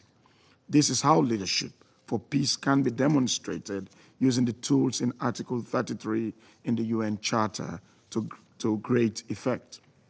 Madam President, we are not naive, though, to think that we have found a silver bullet, as there are still significant challenges in the Sudan and even in the Sahel region of West Africa. Leadership for peace is thus especially relevant as we converge in search of solutions to the significant and grave global peace and security challenges. The statistics that define our present reality are alarming. The highest number of ongoing conflicts since the Cold War, staggering civilian casualties, and an historic number of displaced persons. The rise of sea levels, environmental degradation, climate change, and water insecurity all serve to exacerbate this risk. It is against this backdrop that this gathering is more than an opportunity for reflection. It is a call to action. It is in this regard that we supported the Security Council's adoption today of the Presidential Statement on Leadership for Peace. In this connection, we are also delighted to have called, along with Slovenia and Switzerland, for a joint action for the new agenda for peace during our presidency of the Council in August. Madam President, at its core, the UN Secretary-General's new agenda for peace has provided a useful blueprint for our joint common action grounded in the principles of trust, solidarity, and universality. Our firm commitment is therefore essential to the effective and urgent implementation of the recommendations contained in this document. In a bid to strengthen leadership for peace, we must restore mutual trust and reaffirm our commitment to the UN Charter. The world order established in the aftermath of World War II is in danger, not only because it is outdated, but because its core principles are being ignored. Respect for international law and the principles of the UN Charter is not optional. It is the foundation of global peace and security. In addition, reforming the UN Security Council to reflect present-day geopolitical realities, particularly African permanent representation, will not only enhance the legitimacy of the Council, but will engender more trust and credibility. The calls for Security Council reform are long overdue. It is not just a matter of fairness, but a question of justice. To rectify the historical injustice against Africa, we must ensure that Africa has permanent seat on the Council with the full rights and privileges. Only then can we hope for decisions that are truly reflective of our shared interest.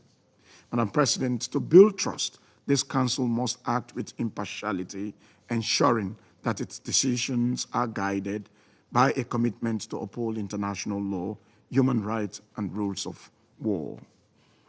We must also ensure that women and youth, so often excluded from peace processes, are brought into the fold of leadership, negotiation, and decision-making.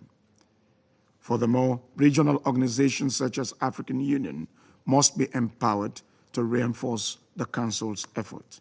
Conflict is often regional in nature, and solutions must also be regional-oriented. The Council must work closely with regional organizations whose understanding of local dynamics is critical for conflict resolution. Cooperation between the United Nations and these bodies will amplify our collective effort to prevent conflict and sustain peace. The effective implementation of Resolution 2719 on financing for AU-led peace operations is thus very crucial in this regard. In conclusion, Madam President, we must reflect on our collective responsibility. We cannot allow the disregard for international law, the escalation of conflict, and the suffering of civilians to become the status quo. The Security Council has the mandate and the tools to prevent this outcome, but only if we choose unity over division and decisive action over stalemate. Let today be a turning point, a moment when we recommit ourselves to the principles of the UN Charter, restore the credibility of this Council, and work together for a secure and peaceful future. We owe it to the millions who look to us for leadership in these perilous times. I thank you, Madam President. I thank His Excellency Mr. Kaba for his statement. I now give the floor to His Excellency Mr. Manuel Gonçalves, Vice Minister for Foreign Affairs and Cooperation of Mozambique. Madam President, Mozambique warmly welcomes the initiative by Slovenian presidency to convene this high-level open debate, and the theme, maintenance of international peace and security, leadership of peace. We thank His Excellency Mr. Antonio Guterres Secretary General of the United Nations, Her Excellency Mariana Egger, President of the International Committee of the Red Cross, and Her Excellency Madame Ellen Joffen Salif, Member of Elders and former President of Liberia, for their insightful briefings. Madam President, we are getting today in this chamber, we have faced a world grappling with the unprecedented challenges to peace and security. We have witnessed the highest number of ongoing conflicts since the Cold War, record casualty among civilians, and historic highest of forcibly displaced people. Disregarded of the United Nations Charter, international law, and Security Council resolutions, seen in these conflicts poses a significant challenge to multilateralism and the very foundation of our global order. The signing of a United Nations Charter on 26 June 1945, in aftermath of the Second World War, marked a pivotal moment in interstate relations, fostering mutual cooperation for maintenance of international peace and security. We interpret this foundational purpose as providing member states a forum of cooperative and collective effort to resolve disputes peacefully and to prevent outbreak another world war.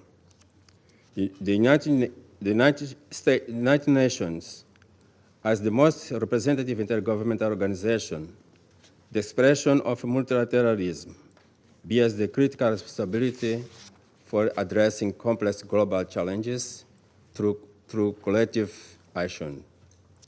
Leadership for peace implies that the United Nations members are there to common objective founded on the respect of basic norms enshrined in the United Nations Charter and guided by a principle of sovereignty, non-intervention in internal affairs, and pacific settlement of disputes.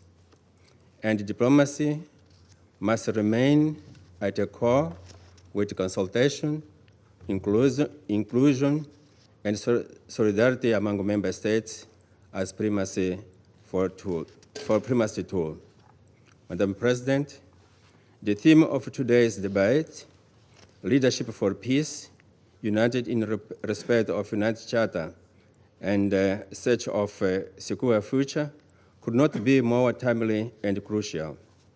As we mark the 75th anniversary of the Geneva Conventions, we find these cornerstones of international humanitarian law and other severe strain. The erosion of respect of these principles threatens not only our present, but casts a long shadow over our collective future. We are deeply alarmed by catastrophic humanitarian consequences of the wars and conflicts in Gaza, Ukraine, Sudan, DRC, Syria, Somalia, Sahel, and in other regions of the world. We must put a halt to erosion of international humanitarian law's protective power. Parties to conflict must fully comply with these laws, and those who commit war crime must be held accountable.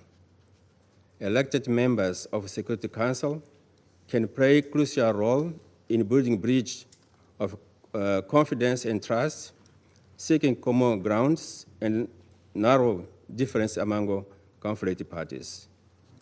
They are in a well-positioned to propose constructive solution for peace in current polarized international system. Regional and sub-regional organizations can also complement and reinforce the work of the Security Council as recognized by Article 53 of the United Nations Charter. We anticipate continuing cooperation between the United Nations and the regional and sub-regional organizations in implementing Security Council Resolution 2719 of 2023 on financing of African Union-led peace support operation, which provides framework for enforcement action led by African Union.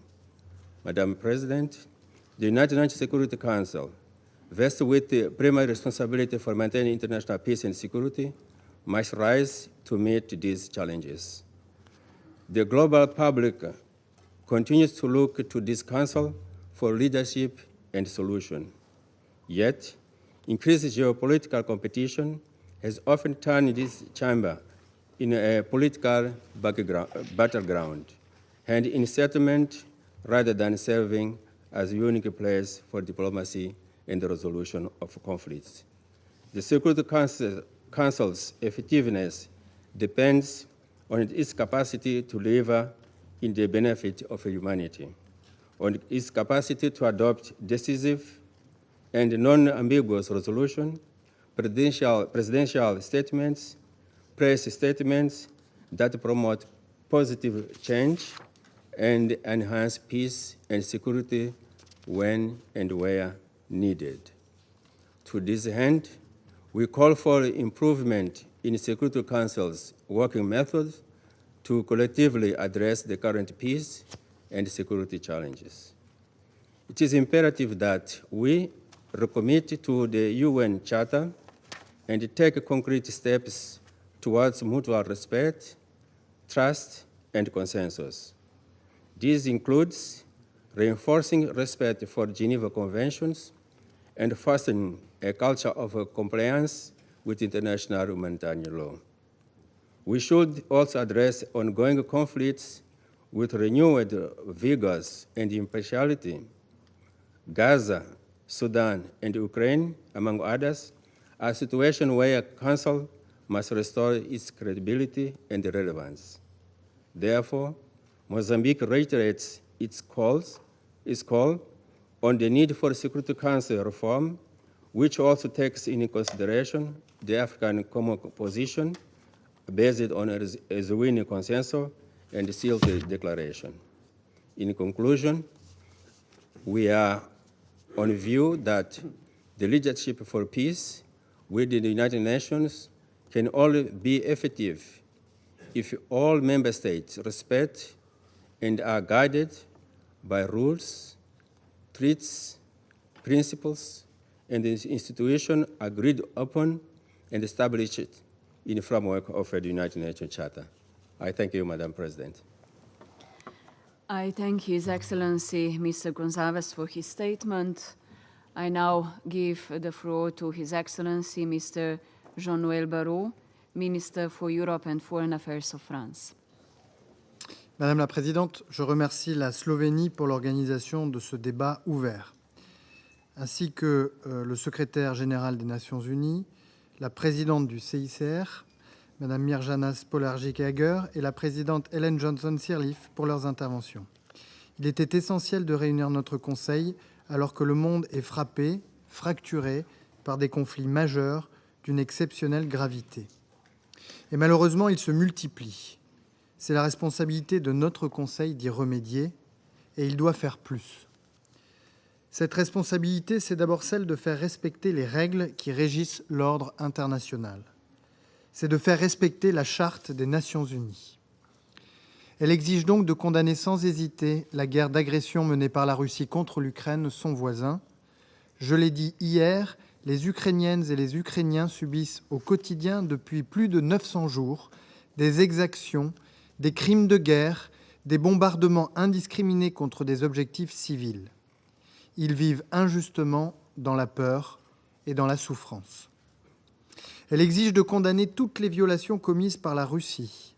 Elle exige de demander que cesse sans délai son agression contre l'Ukraine et le retrait des troupes russes du territoire ukrainien. Cette exigence, l'Assemblée générale l'a déclarée à 7 reprises, sans ambiguïté. Cette responsabilité est celle de soutenir l'Ukraine dans l'exercice de son droit à la légitime défense. La France et ses partenaires continueront à soutenir les Ukrainiens aussi longtemps qu'il le faudra, dans cette mise en échec de l'agression russe et dans la recherche d'une paix juste. Et une paix juste ne peut être fondée que sur le respect de notre charte commune. C'est le cœur du plan de paix du président Zelensky que nous soutenons. Notre responsabilité, c'est celle de faire prévaloir les principes fondamentaux de la Charte des Nations Unies face à ce qui est sans équivoque une guerre d'agression illégale et injustifiable. J'en suis convaincu, ces principes sont chers à nous tous, notamment le respect de la souveraineté et de l'intégrité territoriale des États. Sans ces principes, c'est la force qui fait loi et non la loi qui encadre la force. Sans ces principes, les frontières ne seraient plus intangibles. Sans ces principes, les États ne seraient plus en sécurité et chacun pourrait craindre l'invasion de son voisin. Ces principes, nous devons donc les respecter et les faire respecter. Vous l'aurez compris, le respect du droit international est partout notre boussole. Nous l'avons dit clairement depuis les attaques terroristes barbares commises par le Hamas et d'autres groupes terroristes le 7 octobre, que nous condamnons avec la plus grande fermeté. Israël a le droit de se défendre contre une agression et le devoir de le faire dans le respect du droit international, notamment du droit international humanitaire. Ce droit s'impose à tous, y compris à Israël. Aujourd'hui, il faut que la guerre à Gaza s'arrête.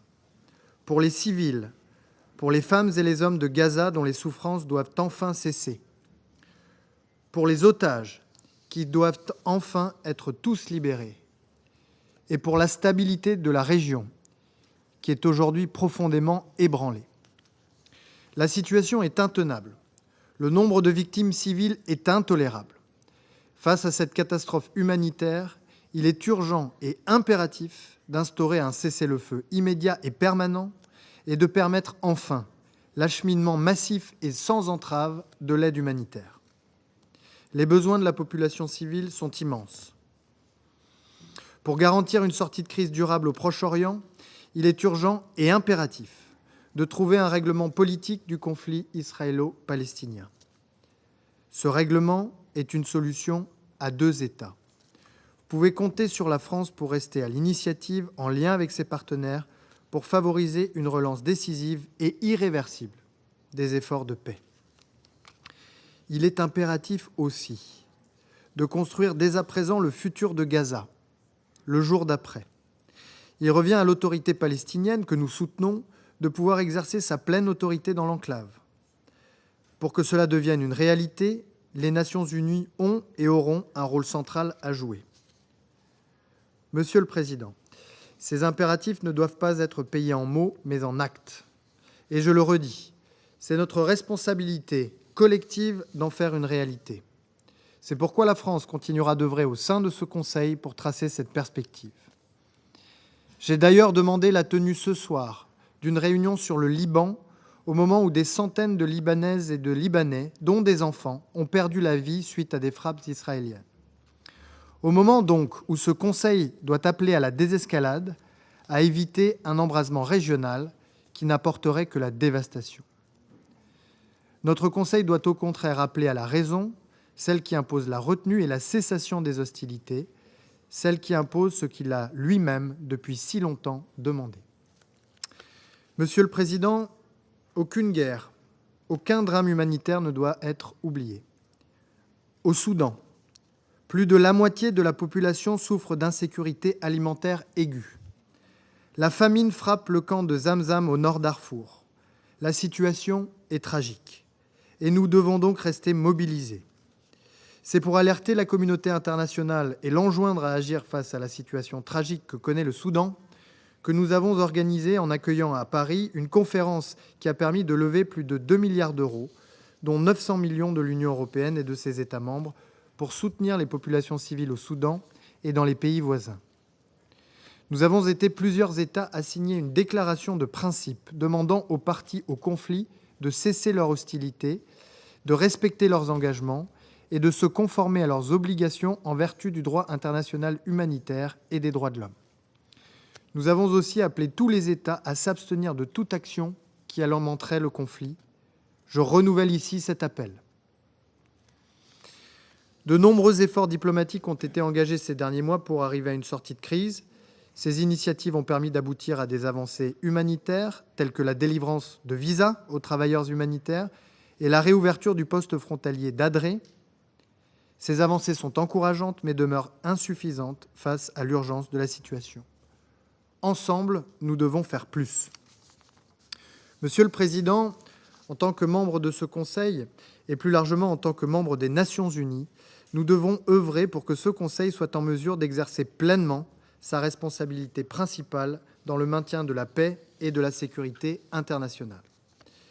C'est à cette fin que la France soutient de façon claire, historique et constante une réforme globale du Conseil de sécurité, avec la conviction qu'elle nécessite un élargissement dans ces deux catégories de membres.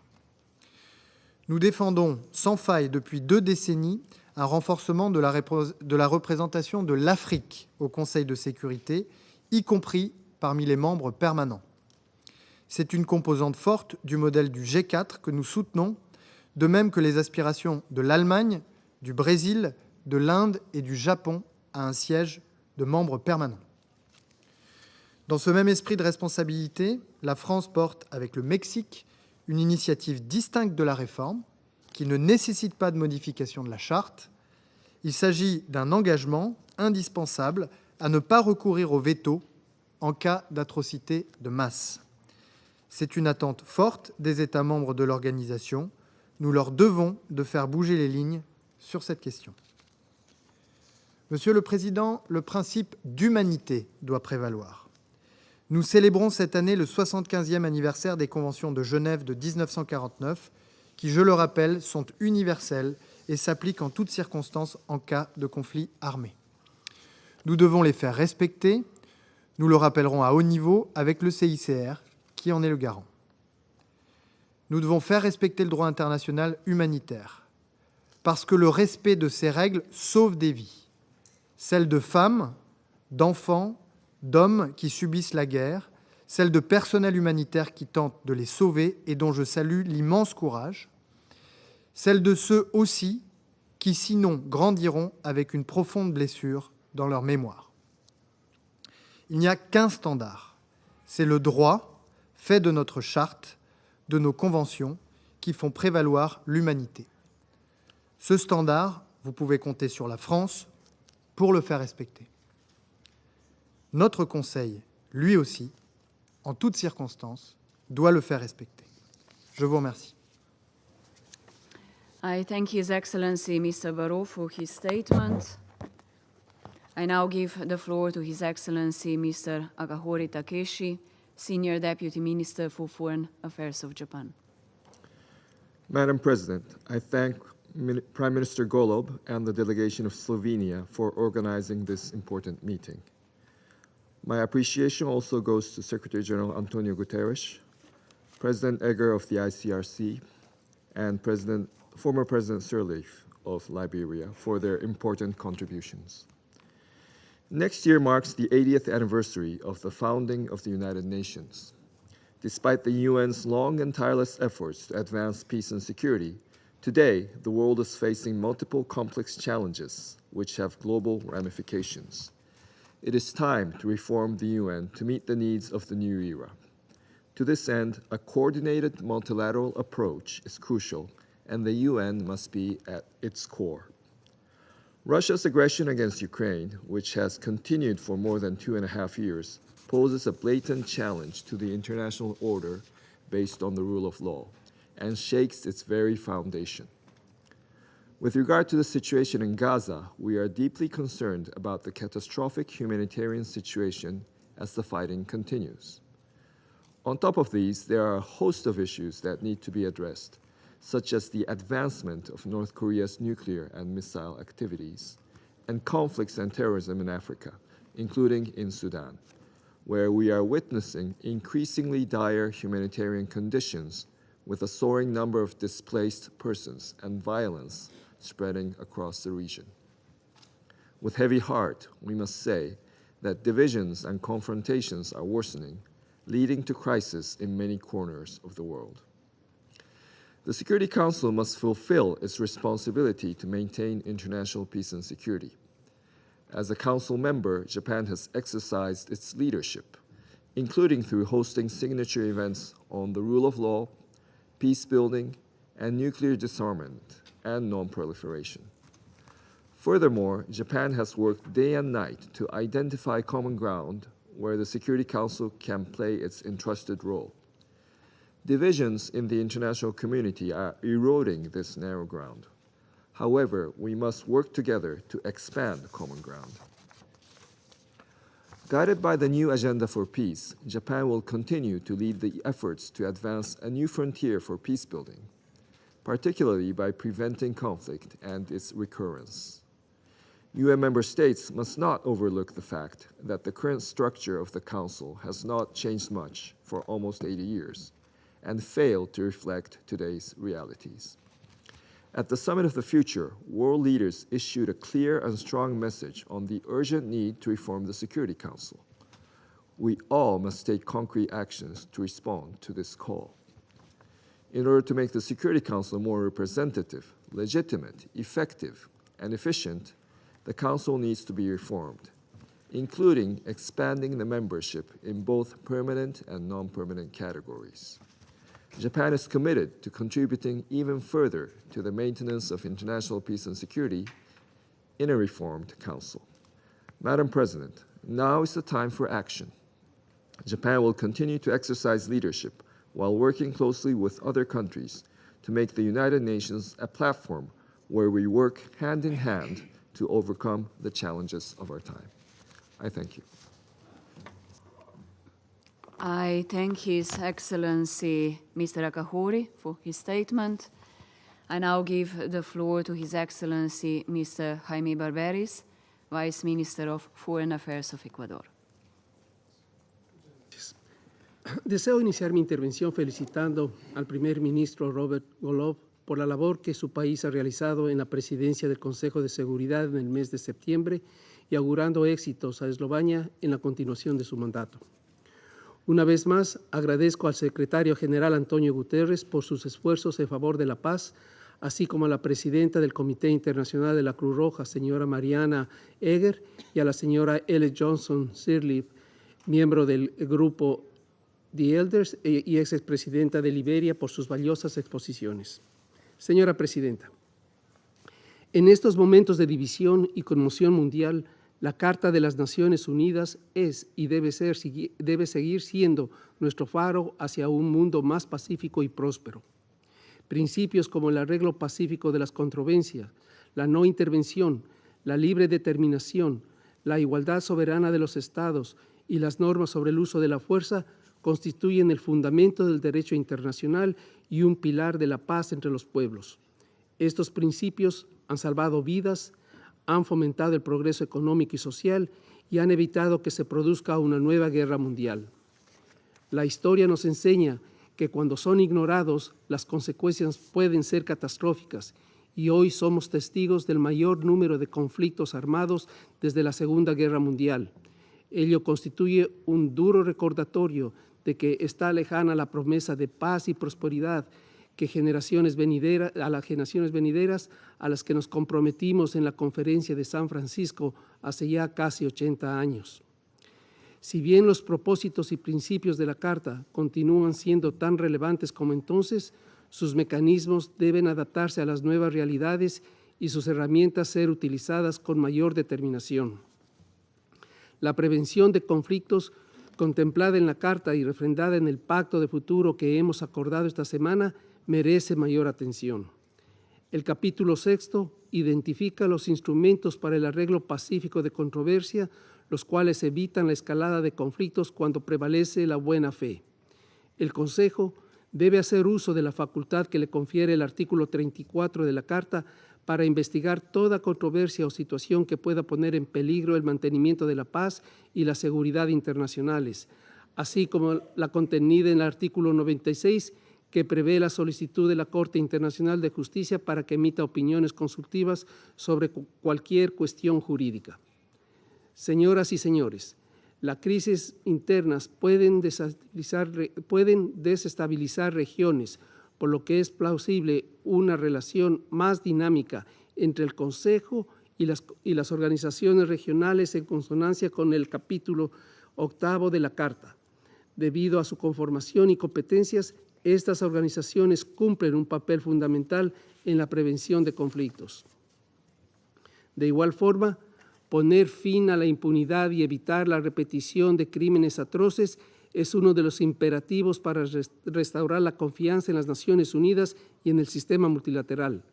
El Consejo debe hacer su parte, lo que incluye potenciar su cooperación con la Corte Penal Internacional.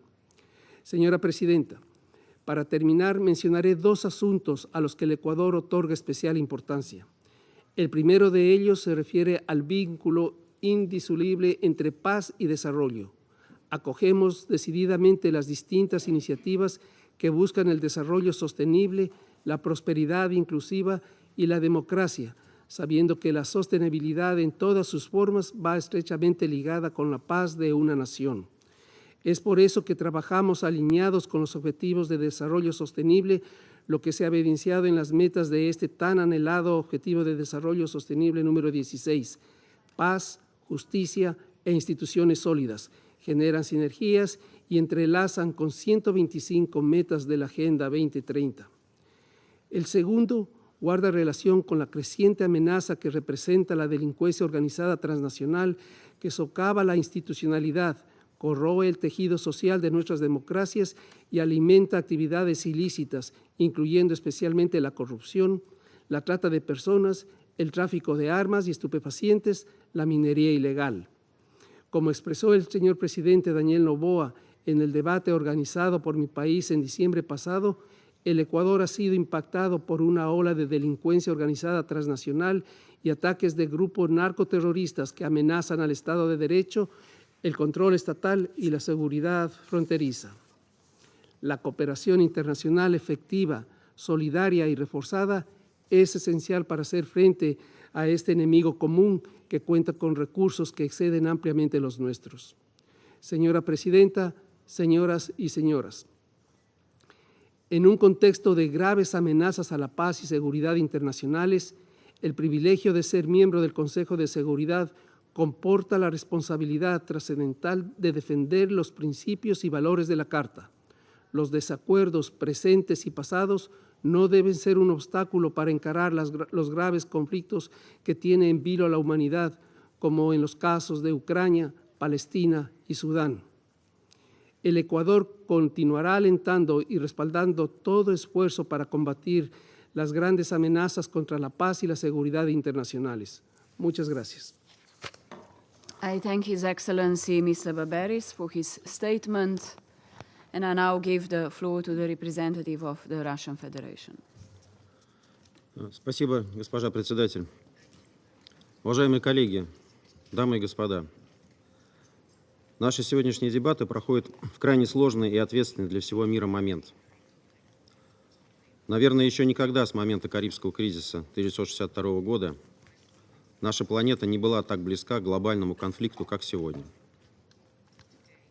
У нас есть однозначный ответ, как мы оказались у столь опасной черты. Стремясь сохранить собственное доминирование в мире, США и их союзники по НАТО и ЕС все глубже втягиваются в войну с Россией ради поддержания на плаву своего антироссийского проекта на Украине. Первопричина нынешнего кризиса, разумеется, не в усилиях США любой ценой спасти стремительно банкротящийся и терпящий поражение на поле боя режим Зеленского. И тем более не в естественном стремлении России устранить угрозы безопасности, возникшие после антиконституционного переворота в Киеве в 2014 году. Причины лежат гораздо глубже, и мы все с вами это прекрасно понимаем. Прошедший летом юбилейный саммит НАТО сбросил с коллективного Запада последние маски и четко зафиксировал многолетнюю основную задачу Альянса – нанести России, ядерной державе, поражение на поле боя. И, как мы узнали из рассекреченных недавно Госдепартаментом США документов, задача уничтожения России, исключения ее из каких-либо схем безопасности и сотрудничества была сформулирована в Вашингтоне сразу после распада Советского Союза.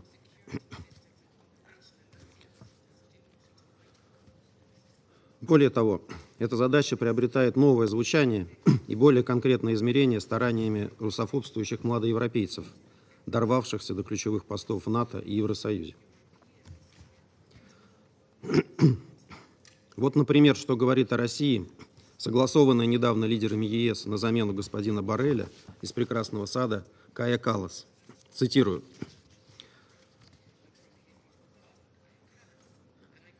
Есть много наций, которые являются частью России.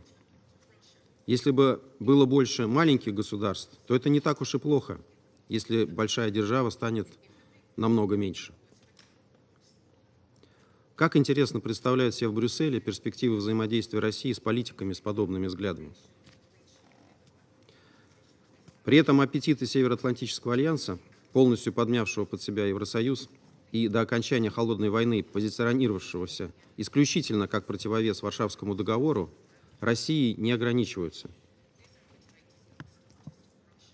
Теперь, в том числе на упомянутом юбилейном саммите в Вашингтоне, лидеры стран НАТО публично заявили о своих претензиях на главенствующую роль не только в Евроатлантике, но и в Азиатско-Тихоокеанском регионе. Декларируется, что Альянс по-прежнему руководствуется задачей защиты территории своих членов. Но для этого, дескать, необходимо распространить его доминирование на весь Евразийский континент и прилегающие морские акватории. В этом ряду создание закрытых альянсов малой геометрии типа ОКУС и различного рода троек и четверок. Военная инфраструктура НАТО стремительно продвигается в регион Тихого океана с очевидной целью подорвать осяноцентричную архитектуру, которая долгие десятилетия выстраивалась на основе принципов равноправия, учета взаимных интересов и консенсуса. На замену созданных вокруг ОСЕАН инклюзивных механизмов США и их союзники сколачивают подчиненные им закрытые конфронтационные структуры. Ради сдерживания России, Китая и других стран, чья независимая политика воспринимается как вызов его гегемонии, Запад своими агрессивными действиями сам вынес приговор, сложившийся во многом по его лекалам системе глобализации. Ответом на любое проявление независимой политической линии становятся нелегитимные односторонние санкции. Вашингтон сделал все, чтобы подорвать, в том числе буквально, если вспомнить теракт в отношении северных потоков, основы взаимовыгодного энергетического сотрудничества России с Германией и Европой в целом. В итоге Европа стремительно утрачивает самостоятельный вес и скатывается к роли экономического и политического карлика, зависимого от любой прихоти американского сюзерена. Уважаемые коллеги, смертельная угроза всему человечеству исходит сегодня из того, что заигравшиеся в опосредованную войну с Россией на Украине западные страны во главе с США утратили понимание того, что глобальный конфликт между ключевыми игроками с очень высокой долей вероятности может привести к глобальной катастрофе. Живущие по-прежнему в сложившейся по итогам Второй мировой войны Ялтинско-Потсдамской системе международных отношений западные элиты отошли от принципов реальной политики, основанных на национальных интересах и неделимой безопасности. Она предполагает, что укрепление безопасности одного государства не должно подрывать безопасность другого. Отказ от этого понимания, проявляющийся в частности в безудержном расширении НАТО, создает реальную угрозу скатывания ситуации к неконтролируемой эскалации, которую хорошо ощущают наши партнеры из стран глобального юга. Стараниями Вашингтона и его сателлитов практически полностью разрушена система глобальных сдержек и противовесов, основополагающих договоренности в сфере контроля над вооружениями. США голословно пытаются обвинить в этом Россию, но у нас, что называется, все ходы записаны. На этом фоне наблюдается упадок профессиональной дипломатии, культуры диалога, которая полностью вытеснена угрозами и милитаристскими заявлениями. Во всей полноте мы наблюдаем это в доминирующей на площадке Совета Безопасности и ООН в целом мегафонной дипломатии. В результате деградировали вплоть до полной утраты каналы кризисной коммуникации. Соответственно, без подобной страховки, позволившей человечеству пережить холодную войну, мир оказался беззащитен, и любая провокация и необдуманный шаг может привести к глобальному конфликту. В условиях прокси-войны НАТО с Россией на Украине опасность такого сценария возрастает многократно. Я не буду сегодня останавливаться на наших оценках первопричин украинского кризиса и событиях, вынудивших нас начать в феврале 2022 года специальную военную операцию на Украине в полном соответствии со статьей 51 Устава ООН. Мы много раз говорили об этом, в том числе и на площадке ООН, в частности вчера. Неоднократно предлагали и реалистичные формулы урегулирования, которые позволили бы остановить военные действия. Принимать их или нет – дело клики Зеленского. При этом они уже знают на практике, что каждое наше новое мирное предложение объективно оказывается менее выгодным для Украины, с учетом динамики на поле боя и стремительного саморазрушения украинского государства. Вспомните минские договоренности и итоговый документ Стамбула, которые торпедировали Лондон и Вашингтон. Теперь в Киеве кусают локти от упущенных возможностей, но поезд, что называется, уже ушел. Сегодня мы услышали от западных коллег привычные мантры с призывами к России вывести войска с тем, чтобы остановить войну. Напомню в этой связи, что мы ввели войска как раз для того, чтобы остановить кровопролитную бойню, которую Киев начал против собственных граждан на востоке и юго-востоке, и которую на Западе с 2014 года упорно пытались игнорировать. Введя войска в восточные и южные регионы своей страны, украинский режим грубо нарушил при этом устав ООН и растоптал базовые права человека. Видимо, новый глава британского правительства сегодня эмоционально осуждал именно его действия. Вот только губы привычно вместо Украины произнесли «Россия». Поэтому западные рецепты для решения конфликта не подходят. Это наглядно продемонстрировала и псевдомирная конференция в Бюргенстоке, не вызвавшая энтузиазма ни у кого, кроме режима Зеленского и самих его западных спонсоров. Нам более понятна схема, предложенная уже упоминавшимся сегодня господином Боррелем. Я знаю, как можно закончить войну на Украине. Это можно сделать за пару недель, просто прекратить поставки оружия. Но при этом сам же главный европейский дипломат оговаривается, что победы России Запад любой ценой не должен допустить. Этот же постулат прописывается и в документах Вашингтонского саммита НАТО. Следовательно, украинский кризис – это лишь частный элемент курса на противостояние и конфронтацию, который Запад сознательно и задолго до событий 2022 года избрал в отношении России. И если нам что-то с западными коллегами и обсуждать, то именно это, а не вопросы спасения шкуры Зеленского и его приближенных. Обсуждать то, как выбраться из спирали эскалации, грозящей уничтожением всего живого на нашей планете. И мы, в отличие от Вашингтона и его союзников, к этому разговору были и остаемся готовы. Уважаемые коллеги, надеюсь, что все сидящие в этом зале понимают, что эту стремительную деградацию международной обстановки необходимо остановить. Хотя бы ради будущего грядущих поколений, которые пока сами не могут докричаться до взорвавшихся в своих геополитических проектах политиков в Вашингтоне, Брюсселе и Лондоне. Сделать это сложно, но можно. Для начала, как и в прошлом, вновь требуется консенсус по базовым параметрам мирного сосуществования. В его основе должен лежать принцип невмешательства во внутренние дела, уважения суверенного равенства государств и их интересов в области безопасности. Должно быть выработано новое глобальное уравнение безопасности и гарантии того, что оно будет соблюдаться. Убеждены, что свою роль в этом уравнении может сыграть и наша всемирная организация, ведь именно Устав ООН является краеугольным камнем всей системы международного права. В отличие от так называемого порядка, основанного на правилах, в основе которого лежат исключительно интересы и прихоти Вашингтона и его сателлитов. Именно на основе соблюдения Устава ООН мы можем максимально безболезненно перейти к подлинной многосторонности, от чего выигрывают все государства мира, включая США. Чем раньше в Вашингтоне это поймут, тем безопаснее будет наша планета. Россия еще в конце 2021 года предложила США и НАТО проекты договоров о взаимных гарантиях безопасности. Они включали в себя принципы недопустимости ядерной войны, ненанесения ущерба безопасности сторон, неразмещения военных потенциалов в приграничных зонах, где это может быть воспринято другой стороной как угроза, и многие другие важные элементы. По сути, это те меры доверия и транспарентности в Евроатлантике, которые были утрачены в результате разрушения по воле Запада системы договоров в области контроля над вооружениями.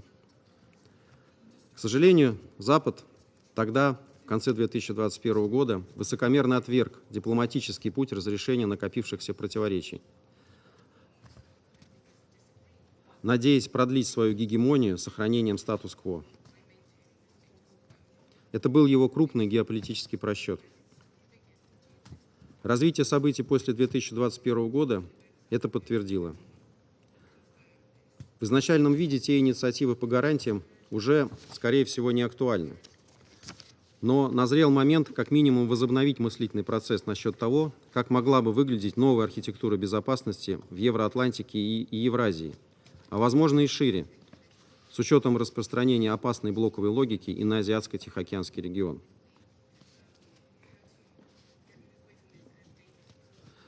Это особенно важно для глобального юга, который страдает от непрекращающихся геополитических авантюр США и их союзников и призывает направить ресурсы не на милитаризацию, а на цели развития.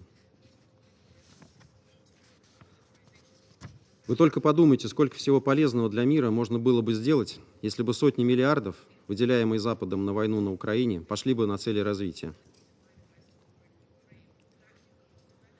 А на деле даже ООН сегодня сталкивается с кризисом ликвидности из-за действий США, не говоря уже о глобальных гуманитарных инициативах. Безусловно, такой разговор возможен при одном условии – отказа Запада от конфронтационного курса в отношении России и иллюзии о том, что ему удастся одержать над нами победу. Те, кто стремится вопреки правде и здравому смыслу демонизировать нашу страну и угрожать ей, должны осознать, победа над ядерной державой, да еще обладающей таким военным и экономическим потенциалом, как Россия, невозможна в принципе. Скажу прямо, Запад сейчас больше всего боится не того, что победит Россия, а того, что вместе с нами победит правда. И это приведет к тому, что страны мира перестанут его бояться. А это подорвет гегемонию США и их сателлитов, без которой они не представляют свое существование, какие бы красивые и лукавые вещи не произносили западные политики, в том числе в этом зале. А поскольку вера в справедливость и равноправие в развивающемся мире связывается именно с Россией, нам не только не стыдно заходить в этот зал и это здание,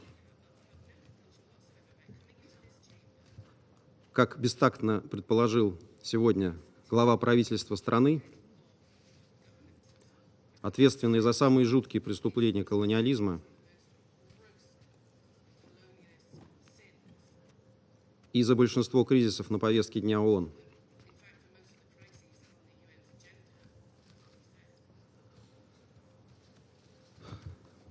Мы заходим в ООН гордо и с высоко поднятой головой.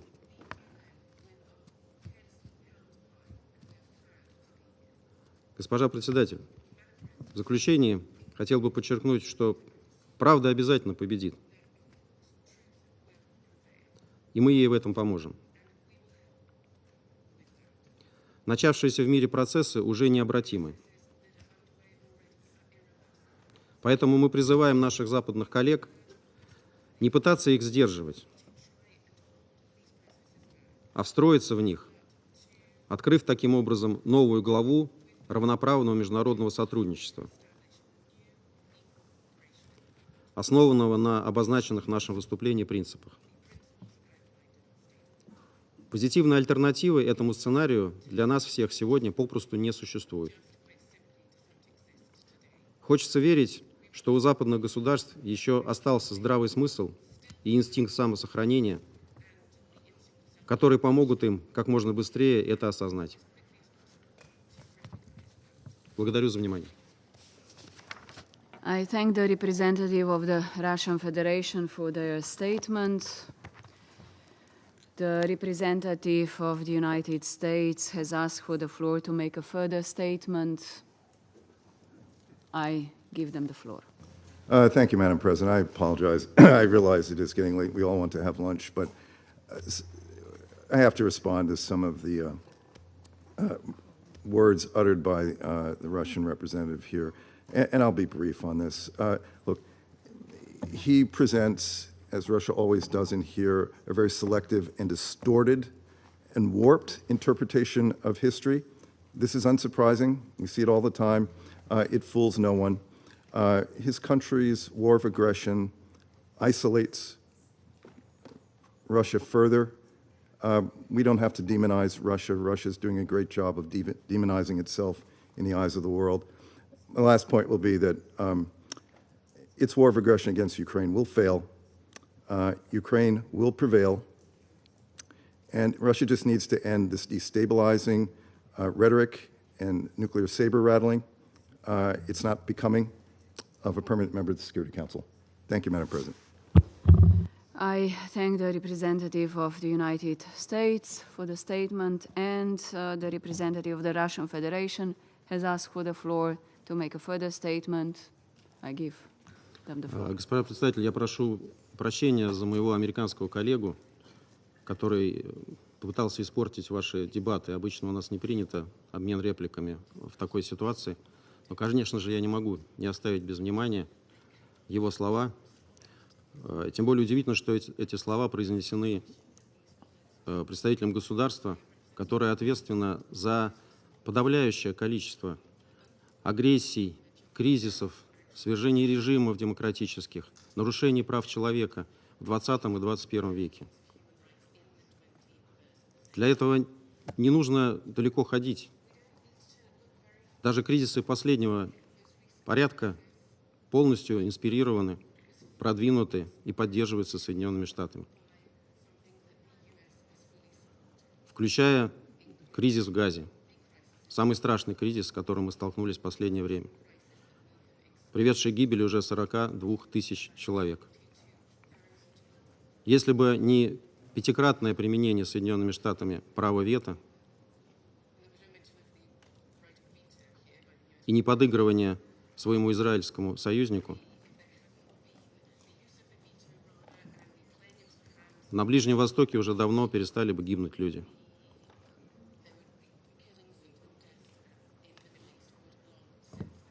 Вот об этом я предлагаю подумать нашему американскому коллеге, а также озаботиться тем, что именно западные страны в последнее время становятся все более и более изолированными в ООН и в Совете Безопасности. И предлагаю на этом обмен нашими репликами закончить из уважения к нашим славянским коллегам.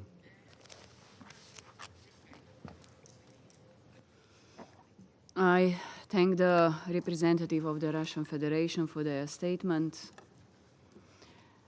There are still a number of speakers remaining on my list for this meeting. I intend, with the concurrence of members of the Council, to suspend the meeting until 3 p.m.